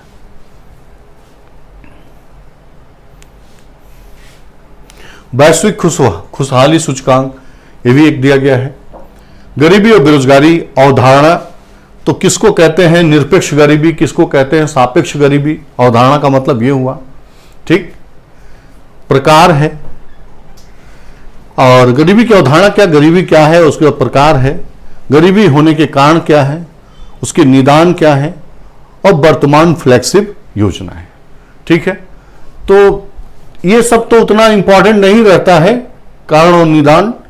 ठीक है, क्योंकि ये मेंस ओरिएंटेशन होता है, दिया जरूर गया है, बट हां यहां पर पूछा जाता है क्या कि रंगराजन के अनुसार, सुरेश तेंदुलकर के अनुसार, या डीटी लकड़वाला, वाई के अलग, और इधर जो है कि अरविंद पनगाड़िया, इन सब ने क्या दिया, या जो है कि सापेक्ष गरीबी में गिनी गुणांक क्या होता है, लॉरेंज वक्र क्या होता है, ठीक है, क्विंटाइल क्या होता है, इस तरह की चीजें इसमें।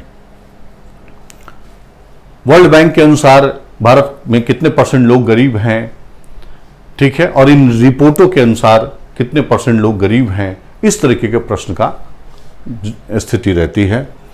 और वर्तमान फ्लैगशिप, गरीबी दूर करने और बेरोजगारी दूर करने के लिए कौन कौन सी योजनाएं चलाई गई हैं, तो हम पूरा आपको स्कीम से एक साथ पढ़ाएंगे, कंप्लीट करेंगे। ठीक है, एक एक चीज बताएंगे, कोई भी स्कीम से कोई क्वेश्चन बाहर नहीं जाएगा, वो सारा हम कंप्लीट करेंगे। सामाजिक न्याय और अधिकारिता कमजोर वर्गों के लिए प्रावधान, यानी SC/ST वर्ग के लिए जो चलाया गया है, जो महिलाओं के लिए, बच्चों के लिए, वृद्धों के लिए, SC और माइनॉरिटी के लिए, ठीक है, उन सब के लिए जो स्कीम्स चलाए गए हैं उनके।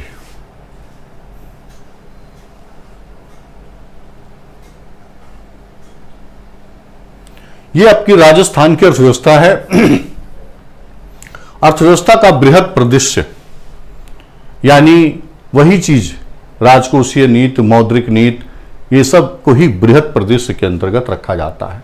इसको मैक्रो इकोनॉमी कहते हैं। थोड़ा सा शब्द आपको सिखा दें, अर्थशास्त्र को 2 भागों में बांटते हैं हम, एक कहते हैं माइक्रो और एक कहते हैं मैक्रो।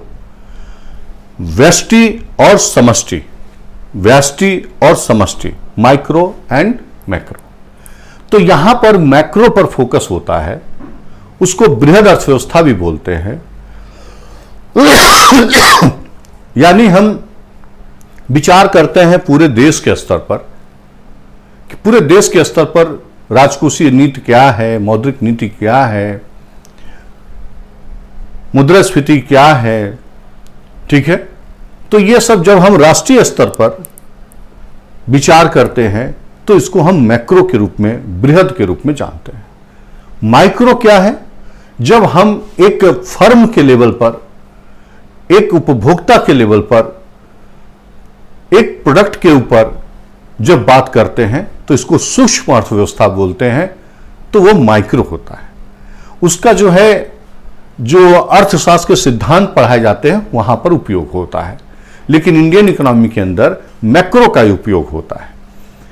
यानी कि राष्ट्रीय स्तर पर इन्फ्लेशन की स्थिति क्या है, राजकोषीय स्थिति क्या है, मॉनेटरी पॉलिसी क्या है, व्यापार नीति क्या है, जब ये सब जानने की कोशिश किया जाए तो इसको हम मैक्रो कहते हैं, इसको हम बृहत कहते हैं। तो यही बात अब राजस्थान के लेवल पर बृहत स्तर पर जानकारी जुटाई जाएगी, वो उसके इकोनॉमिक सर्वे और बजट से हमको पता चलेगा। ठीक है, चलिए। कृषि, उद्योग और सेवा क्षेत्र, इसी तरीके से जिस तरह से हम राष्ट्रीय स्तर पर बात कर रहे हैं उसी तरह से स्टेट के स्तर पर भी इन चैप्टर्स के थ्रू राजस्थान की पोजीशन का पता चलेगा कि वहां कृषि उत्पादन कितना है, कौन कौन सी इंडस्ट्री है, ठीक है, और सर्विस सेक्टर का क्या योगदान है, राजस्थान की जीडीपी यानी एसजीडीपी, स्टेट जीडीपी में किस सेक्टर का कितना योगदान है, ठीक है, कहां पर क्या समस्या है, ये सब इसमें। समृद्धि विकास एवं आयोजना, यानी कि राजस्थान की सरकार कौन कौन सी स्कीम लेकर के आई है, उसका प्लानिंग क्या था, ठीक है, स्टेट लेवल पर। ग्रोथ, इंफ्रास्ट्रक्चर, आधारभूत संरचना और संसाधन। इंफ्रास्ट्रक्चर मतलब कि सड़क, बिजली, विद्युत, बिजली और दूरसंचार, रेल परिवहन, हवाई अड्डा, बंदरगाह, ठीक है, कहने का मतलब इन सब सिचुएशंस में क्या है। प्रमुख विकास परियोजनाएं जो सरकार चला रही है, राजस्थान सरकार, ठीक है, वे कौन कौन सी हैं, कहां पर हैं, क्या उसकी उपलब्धि है, कितने फंड का है। और राज्य सरकार की प्रमुख कल्याणकारी योजनाएं जो इन वर्गों के लिए लागू किए गए हैं, ठीक है। तो ये स्कीम्स राष्ट्रीय स्तर पर और स्कीम्स स्टेट लेवल पर, मेजर यही क्वेश्चन का विषय बनता है कि कौन कौन सी सरकार ने योजनाएं लाई है। और पेंडेमिक के दरमियान नो डाउट विशेष रूप से कई योजनाएं लेकर के आई है, और पहले से भी जो चल रहा है उन सब का अध्ययन होना चाहिए। चलिए,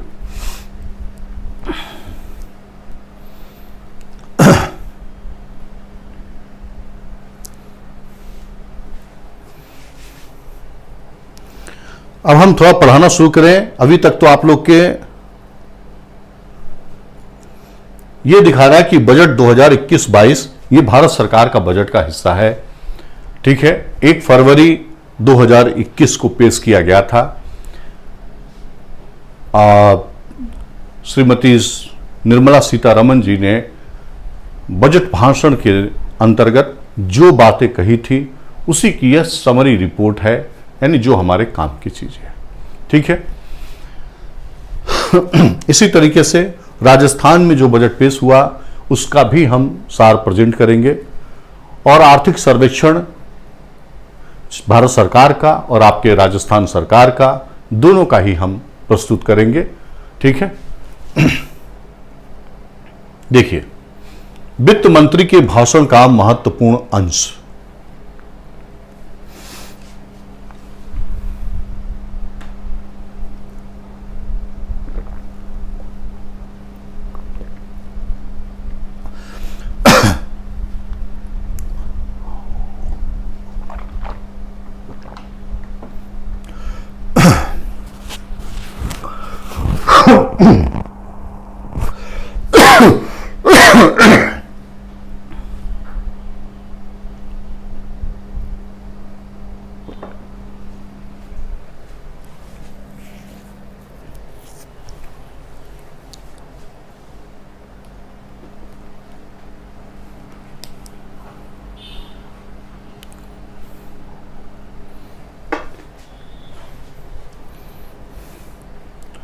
देखिए,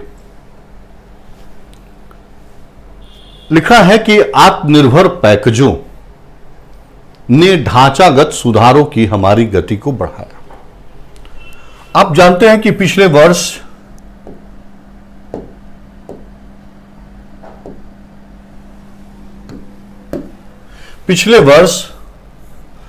आत्मनिर्भर भारत के अंतर्गत सभी क्षेत्रों को कुछ न कुछ पैकेज दिए गए, ताकि उस नेशनल पैंडेमिक के दरमियान सबके बिजनेस प्रभावित हुए थे, तो हर जगह कुछ न कुछ सरकार ने प्रमोशनल फंडिंग करने की कोशिश की। तो वही है, आत्मनिर्भर पैकेजों ने ढांचागत सुधारों की। अब ढांचागत सुधारों का मतलब बहुत कम लोगों को पता है। ढांचागत सुधार का मतलब क्या होता है? स्ट्रक्चरल रिफॉर्म, यानी सप्लाई साइड रिफॉर्म, आपूर्ति से संबंधित सुधार। 1991 में भी हम लोगों ने यह शुरू किया था, supply side reform, long term reform, structural reform. उसी के संदर्भ में कहा जा रहा है कि कैसे देश के अंदर आपूर्ति की बढ़ावा किया जाए, उत्पादन बढ़ाया जाए, व्यापार बढ़ाया जाए। ठीक है, तो यही ढांचागत सुधारों की हमारी गति को बढ़ाना, आपूर्ति का सुधार करना। एमएसएमई का पुनर्निर्धारण, ठीक है, आगे डिटेल से है, बस यहां पर जस्ट मैं एक बार बोल दूं, माइक्रो स्मॉल मिडिल इंटरप्राइजेज। ठीक, 3 कैटेगरी हैं। एक होता है माइक्रो, स्मॉल, मिडिल। पहले क्या होता था कि हम इन उद्यमों में जो पैसा निवेश करते थे उसके आधार पर इसको क्लासिफिकेशन किया जाता था। यहां तक कि जो मैन्युफैक्चरिंग करते थे, वस्तु बनाते थे, उन कंपनी को अलग कैटेगरी में, और जो सर्विस प्रोवाइड करते थे उनको अलग कैटेगरी में। लेकिन 2018 में यह मैन्युफैक्चरिंग सेवा को तो समाप्त कर दिया, एक ही कैटेगरी रखी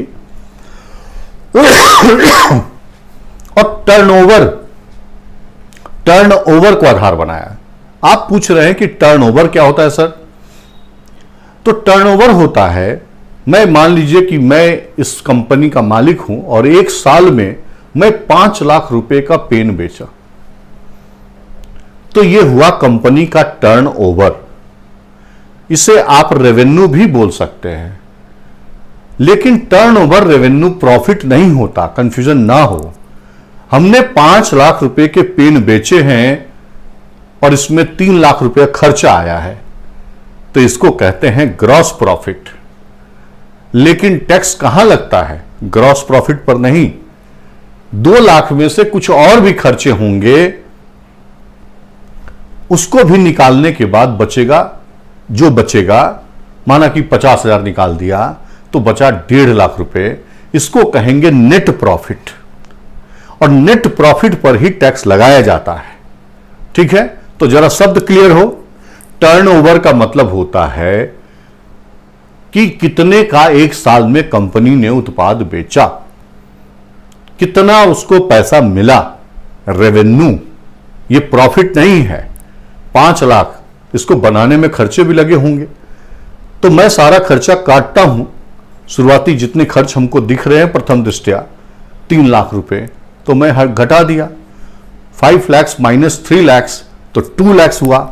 इसको मैं ग्रॉस प्रॉफिट बोलूंगा, सकल लाभ बोलूंगा।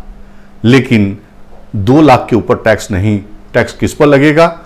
कुछ अदर, जैसे कि मान लीजिए कंपनी शुरू करने में लोन लिया था, उसका किस्त चुकाता हूं, ब्याज चुकाता हूं, तो क्या है, उसको भी माइनस करिए। ठीक है, तो कहने का मतलब उसको माइनस करा तो जितना बचा नेट प्रॉफिट पर ही टैक्स दिए जाता है।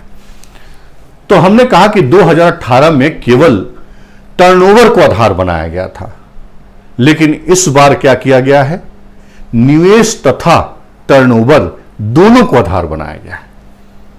तो मूलभूत एक समझ रखें, बाकी बस मैं दिखाऊंगा कि कितना कितना करोड़ रखा गया है, आगे इसी में लिखा हुआ है सब। तो अब क्या है? अब मैन्युफैक्चरिंग कंपनी और सर्विस वाली कंपनी अलग अलग नहीं है, सब एक ही है। लेकिन हां, 2 आधारों पर डिसाइड होगा कि कौन है माइक्रो, कौन है स्मॉल, कौन है मिडिल। ये चीज है। खनिज क्षेत्र का वाणिज्यीकरण, इसका मतलब क्या है? खनिज क्षेत्र का वाणिज्यीकरण, जैसे मान लीजिए कि पहले क्या होता था, सरकारी कंपनी ही ज्यादातर खनिजों को निकालती थी, सरकारी क्षेत्र में होता था। अब क्या हुआ? बाद में कैप्टिव माइनिंग का कॉन्सेप्ट लाया गया। कैप्टिव माइनिंग किसको कहते हैं? कैप्टिव का मतलब है कि मान लीजिए कि एक्स कंपनी है और उसका अपना विद्युत उत्पादन केंद्र है, तो उसको दिया जा सकता है माइन कोयला खनन करने के लिए, क्योंकि वो अपने पर्पज के लिए कोयला निकालेगी, तो इसको कैप्टिव बोलते हैं। लेकिन हमारे देश में ज्यादा कोयला हम लोग नहीं निकाल पा रहे थे और विदेशों से आयात करते थे। ऐसे इसीलिए सरकार ने चेंज क्या किया कि कोई व्यक्ति जो चाहे वो माइनिंग में आ सकता है, कोयला निकाल सकता है, ठीक है, वो सरकार को रेवेन्यू देगा, ताकि बड़े पैमाने पर कोयले खदान से कोयला निकाला जा सके और विदेशों पर निर्भरता कम हो सके। तो इसी को कहते हैं कोयले का वाणिज्यीकरण। यानी आप प्राइवेट आदमी हैं, आप इच्छुक हैं, आप आइए कोल खदान में कोल खदान बोली के द्वारा प्राप्त करिए, नीलामी के द्वारा, ऑक्शन, और आप कोयले का निकालिए और अपना बिजनेस करिए, सरकार को रेवेन्यू दीजिए। तो ये रहा कोयले का, खनिज क्षेत्र का वाणिज्यीकरण। कृषि और श्रम सुधार, आप देखिए कृषि में और श्रम में सुधार है। सार्वजनिक क्षेत्र के उपक्रमों का निजीकरण। अभी देखिएगा कि जो सार्वजनिक क्षेत्र के उद्यम हैं उनमें विनिवेश करने की नीति सरकार अपनाती है। तो एक छोटा सा प्रश्न कि विनिवेश की नीति कब से लाई गई?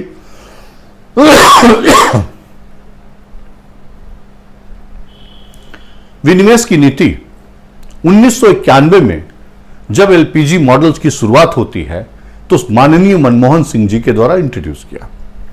अब सवाल उठता है कि सर विनिवेश क्या होता है, डिसइन्वेस्टमेंट क्या होता है? तो देखिए,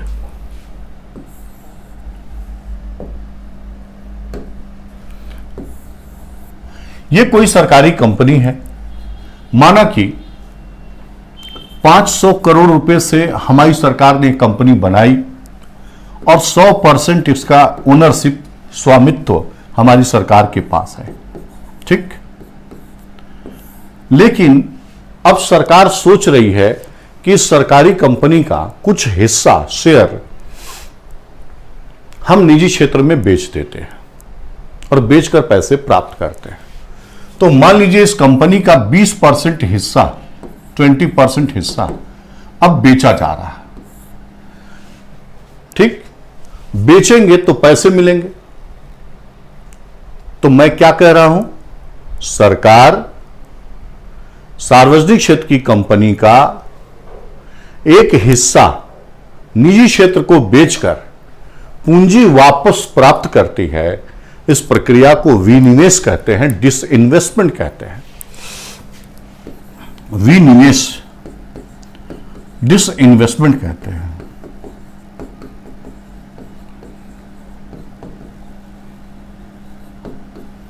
ठीक है, विनिवेश कहते हैं। इससे क्या हुआ? इससे हुआ कि सरकार की जो 100% की हिस्सेदारी थी घटकर 80% हो गई, 20% प्राइवेट को बेच दी। इससे सरकार को कुछ पैसे मिल गए। इस पैसे से सरकार चाहे तो कोई इंफ्रास्ट्रक्चर डेवलप कर दे, सड़क बना दे, बिजली के उत्पादन में लगा दे, स्कूल, बिल्डिंग, हॉस्पिटल बना दे, जो भी है। तो इससे सरकार के पास एक फंड उपलब्ध हो गया और प्राइवेट 20% का हिस्सेदार हो गया। अब सवाल उठता है कि दो चीजें, ये जो विनिवेश किया गया दो तरीके से होता है। एक को कहते हैं हम रणनीतिक विनिवेश, स्ट्रैटेजिक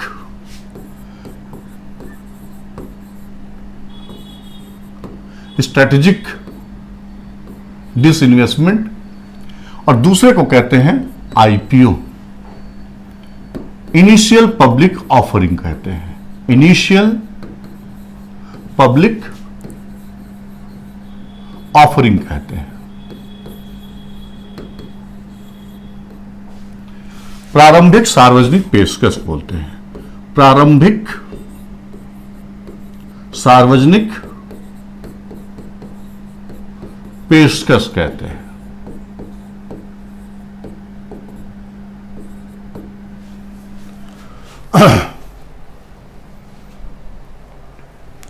इसका मतलब हुआ, पहले वाले का मतलब हुआ कि इस कंपनी का एक बड़ा हिस्सा किसी टाटा, रिलायंस, अदानी, किसी भी को हिस्सा बेच दिया गया और यहां तक कि इस कंपनी को चलाने की भी जिम्मेदारी उसी को दे दी गई।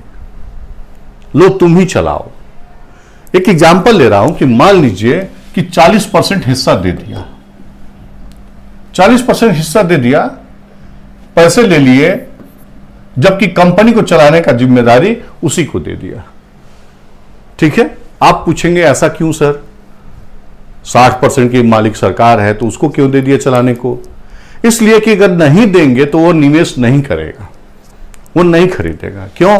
आप चलाओगे, आप मूर्खता करोगे तो उसका भी पैसा फंस जाएगा।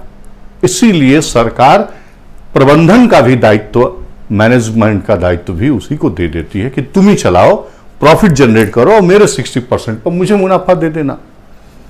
ठीक है, तो इसको कहते हैं रणनीतिक, स्ट्रैटेजिक डिसइन्वेस्टमेंट कहते हैं, और इसको क्या कहेंगे? स्ट्रैटेजिक पार्टनर कहेंगे। दूसरा क्या है? इस कंपनी को स्टॉक की शेयर मार्केट में, वैसे तो शुरू में प्राइमरी मार्केट में ले जाते हैं, बाद में सेकेंडरी मार्केट में ले जाते हैं, वो मैं डिटेल से बताऊंगा। यानी इतने समझ लीजिए कि शेयर मार्केट में इस कंपनी का शेयर दर्ज कराई जाती है और बेची जाती है, हम और आप खरीदते हैं, इस तरह से सरकार को पैसा मिलता है। ठीक है, तो सरकारी कंपनी का शेयर मार्केट के थ्रू बेचा जाना, शेयर्स को बेचा जाना, ये भी एक तरीके का विनिवेश है, आईपीओ के थ्रू। ठीक है, पहली बार जब आम जनता को शेयर जारी किया जाए तो इसको आईपीओ कहते हैं, इनिशियल पब्लिक ऑफरिंग कहते हैं। तो दो तरीके से विनिवेश होता है। ठीक है, लेकिन एक शब्द, ये तो मैं सिखाया आपको विनिवेश। ठीक है, अब दूसरा शब्द सिखा रहे हैं निजीकरण। निजीकरण, प्राइवेटाइजेशन। अगर इस सरकारी कंपनी का 51%, 51% एंड अबव शेयर, हिस्सा किसी कंपनी को बेच दिया जाए तो इसको प्राइवेटाइजेशन कहेंगे, क्योंकि अब मेजॉरिटी शेयर किसके पास है? उस प्राइवेट पार्टी के पास है। मेजॉरिटी शेयर किसके पास है? प्राइवेट पार्टी का। इसको निजीकरण कहते हैं। ठीक है, या तो 100% बेच दिया जाए पूरी तरह से, तो यह है निजीकरण। लेकिन एक तीसरा शब्द भी आया है जो डायलेमा क्रिएट कर रहा है, वो क्या है? संपत्ति का मुद्रीकरण। सरकारी संपत्ति का, गवर्नमेंट सरकारी संपत्ति का मुद्रीकरण, मोनेटाइजेशन बोलते हैं। मोनेटाइजेशन बोलते हैं। ये क्या है मोनेटाइजेशन? मुद्रीकरण क्या है? मैं अगले पेज पे लेता हूं। सरकारी संपत्ति का मुद्रीकरण इस बार के बजट में खूब चर्चा रहा। ठीक है,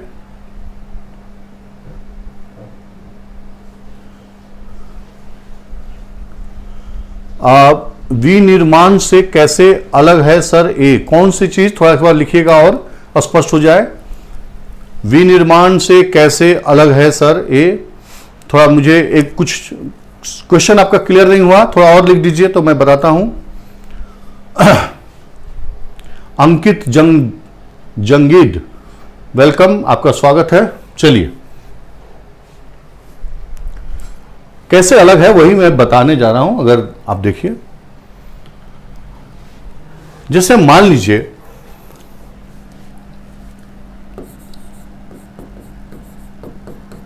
यह लिखा है national highway authority of India, राष्ट्रीय राजमार्ग प्राधिकरण।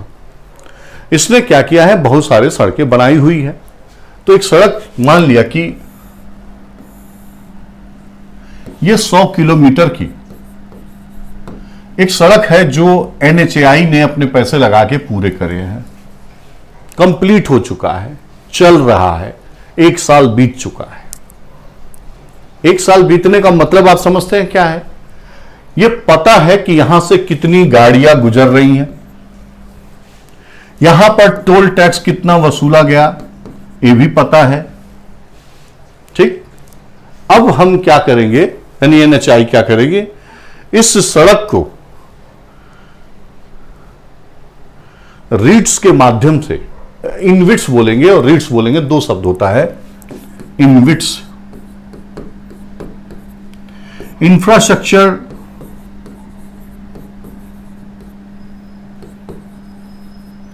Investment trust company, investment trust company, InvITs बोलते हैं। और सेम कंसेप्ट होता है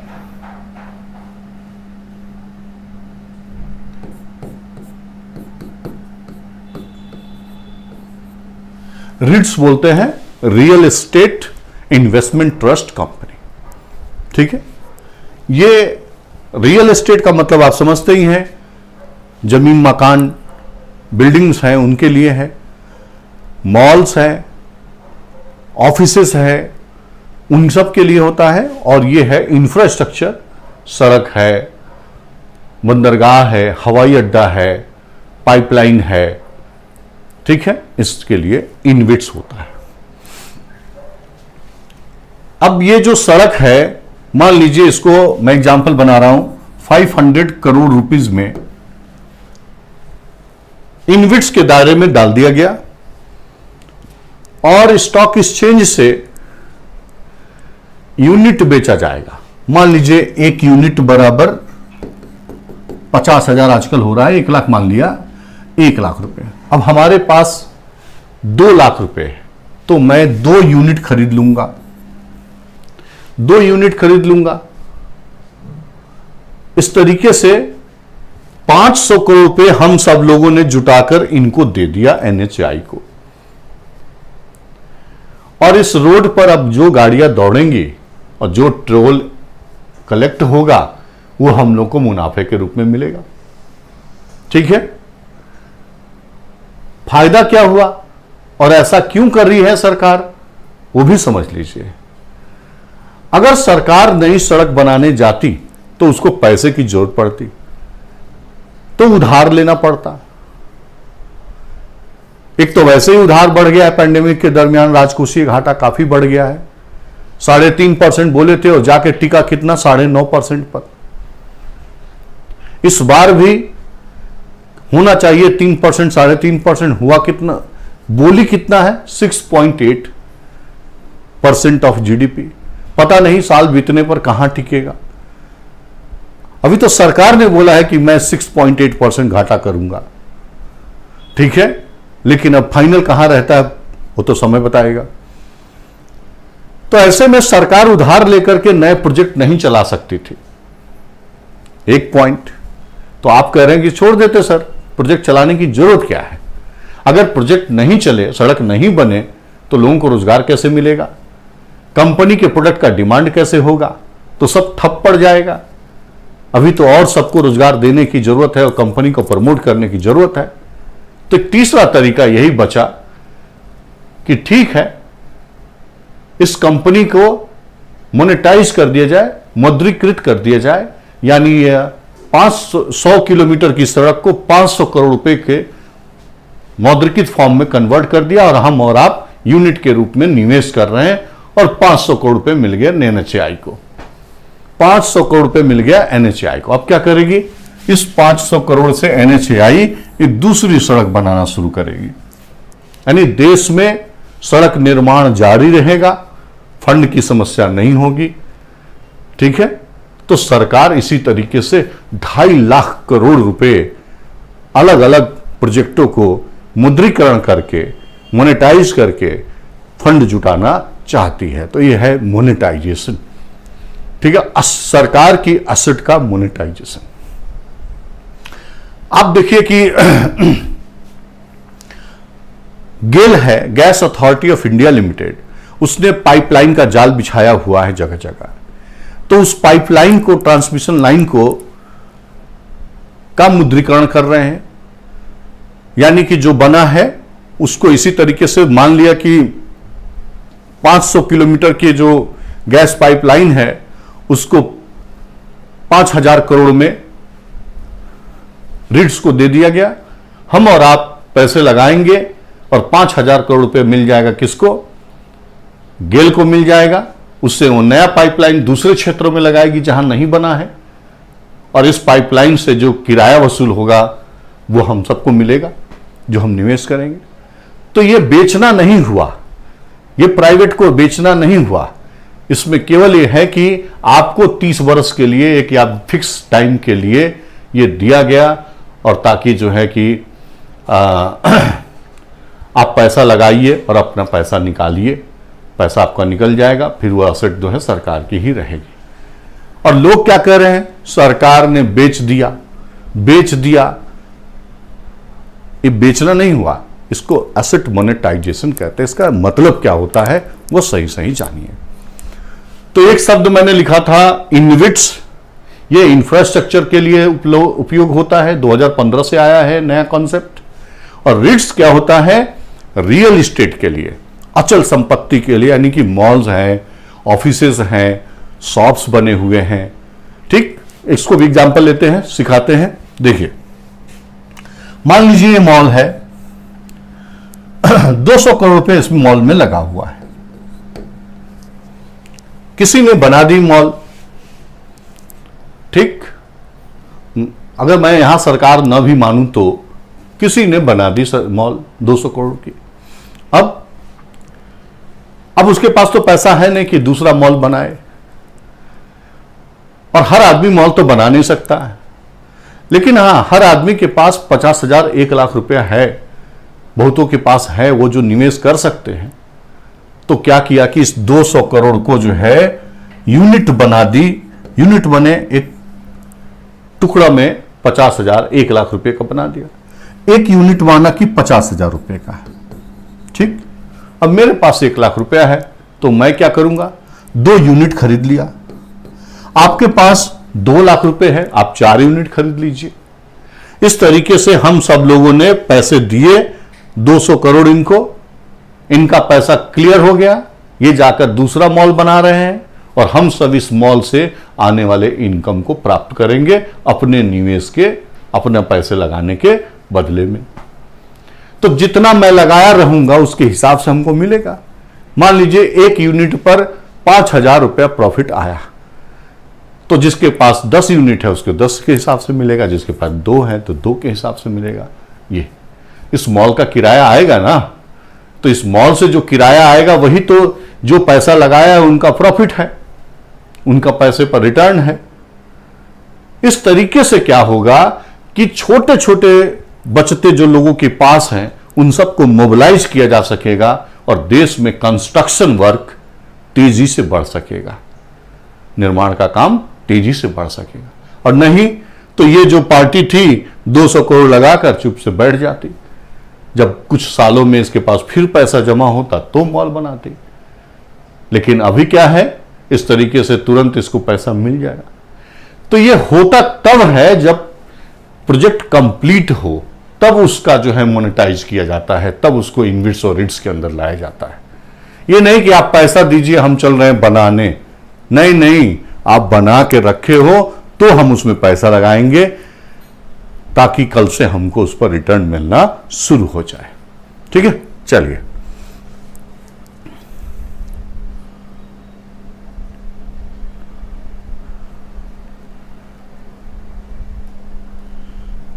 अच्छा, भुवनेश शर्मा जी, विनिर्माण से कैसे विनिवेश अलग है? विनिर्माण अलग चीज है और विनिवेश अलग चीज है। मैं आपको बता रहा हूं, विनिर्माण का जो अंग्रेजी शब्द है, विनिर्माण की अंग्रेजी शब्द से सीखिए मैन्युफैक्चरिंग। ठीक है, और विनिवेश इसके अंग्रेजी शब्द है डिसइन्वेस्टमेंट। ठीक है। एक और शब्द मैं ले लेता हूं, कहीं बाद में आपको कंफ्यूजन आएगा। तो निर्माण, इसकी अंग्रेजी शब्द है कंस्ट्रक्शन, ठीक है। अब मैं तीनों को अलग अलग क्लियर करता हूं। मैन्युफैक्चरिंग, निर्माण, कंस्ट्रक्शन और विनिवेश डिसइन्वेस्टमेंट, ठीक है। चलिए,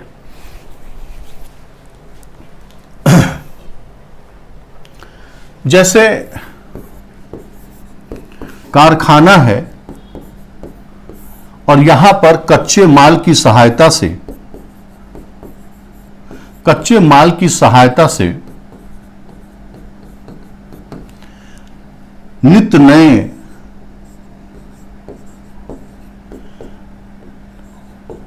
वस्तु का उत्पादन, ठीक है।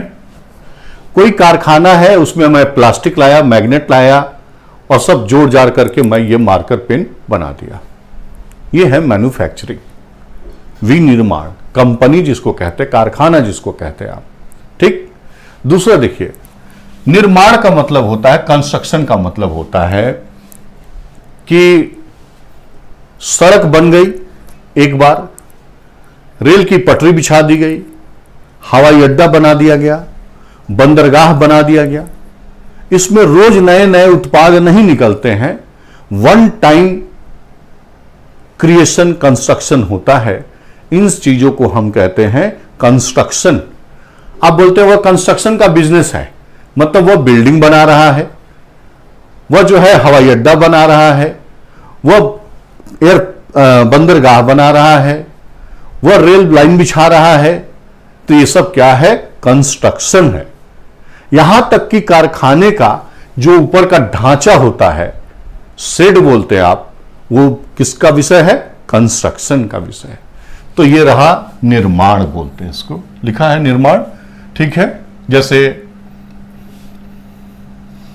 मॉल है, हवाई अड्डा,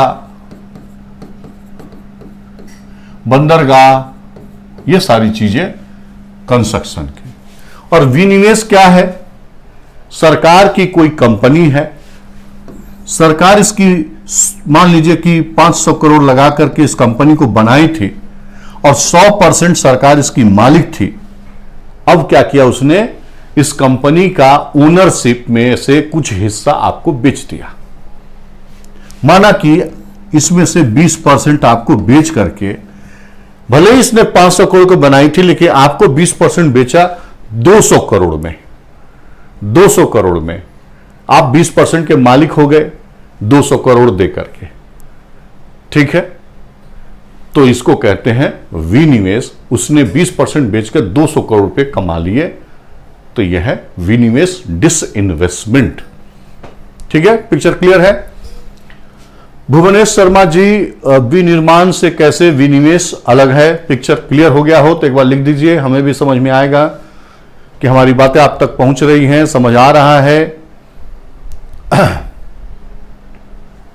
पिक्चर क्लियर है? बताइए।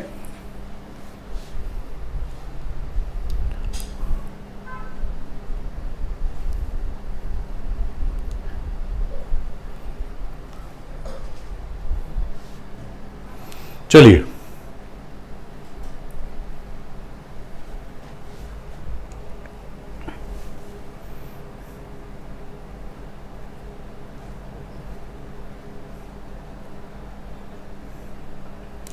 तो विनिवेश शब्द आपको समझ में आया होगा।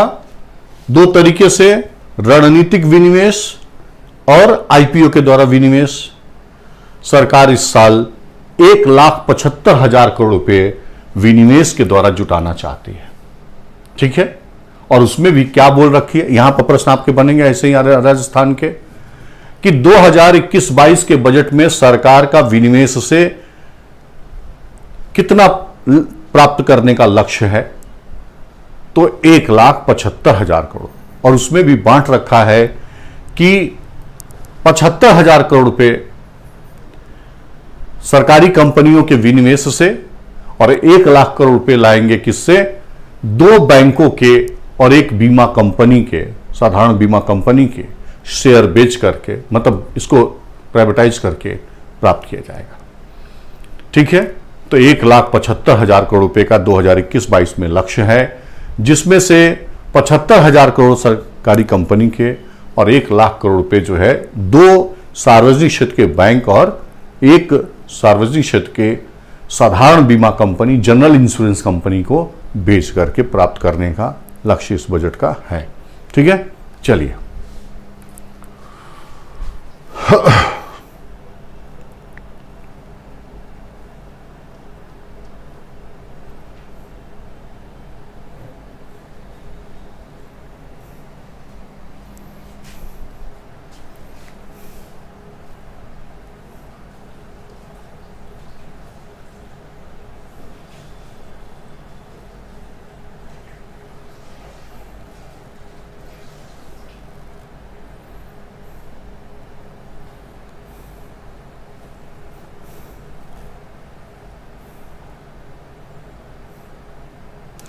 यहां से यह शुरू होता है 2021-22 के बजट प्रस्ताव में 6 स्तंभों पर आधारित है।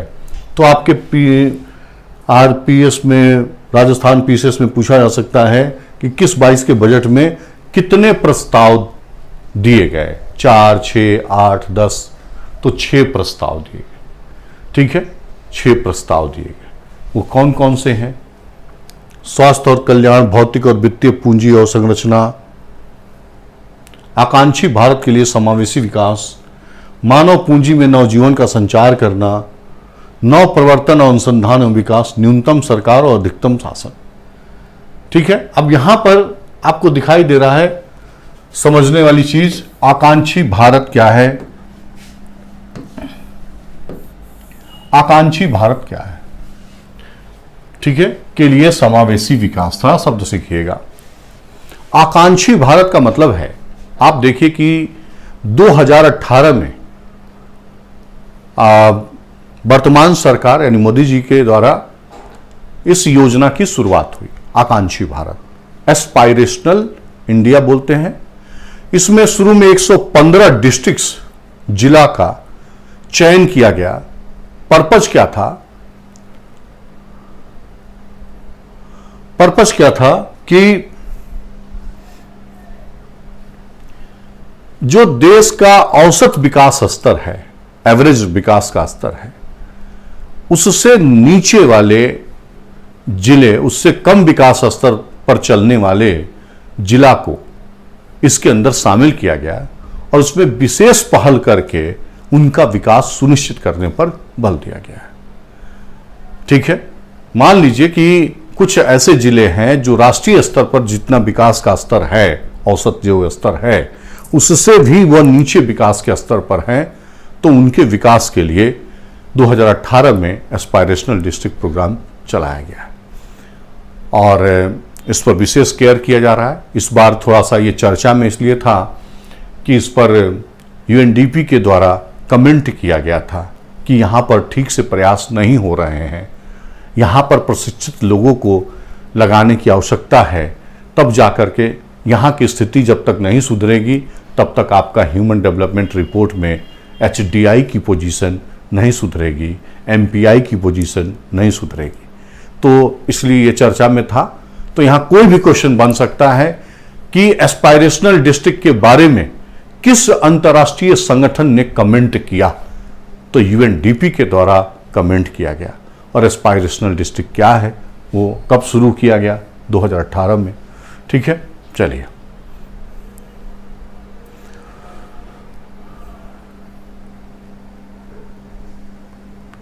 हाँ, भुवनेश शर्मा जी, निर्माण और विनिर्माण में, विनिर्माण का मतलब होता है कारखाना, जहां पर मैं कच्चा माल ले आता हूं और उस कच्चे माल की सहायता से कोई नई वस्तु बनाता हूं, इसको कहते हैं विनिर्माण। इसको कारखाना कहते हैं, मैन्युफैक्चरिंग कहते हैं। लेकिन यहां रोज नित नए वस्तु बनाए जाते हैं कच्चे माल की सहायता से। लेकिन जो कंस्ट्रक्शन होता है, निर्माण होता है, उसमें क्या है, आप एक बार में रोड कंप्लीट कर दिए, बात खत्म। आप एक बार में हवाई अड्डा बना के तैयार कर दिए, बात खत्म। ठीक है, बंदरगाह बना दी, वहां पर बिजनेस होने लगा, तो इसको निर्माण कहते हैं, कंस्ट्रक्शन कहते हैं।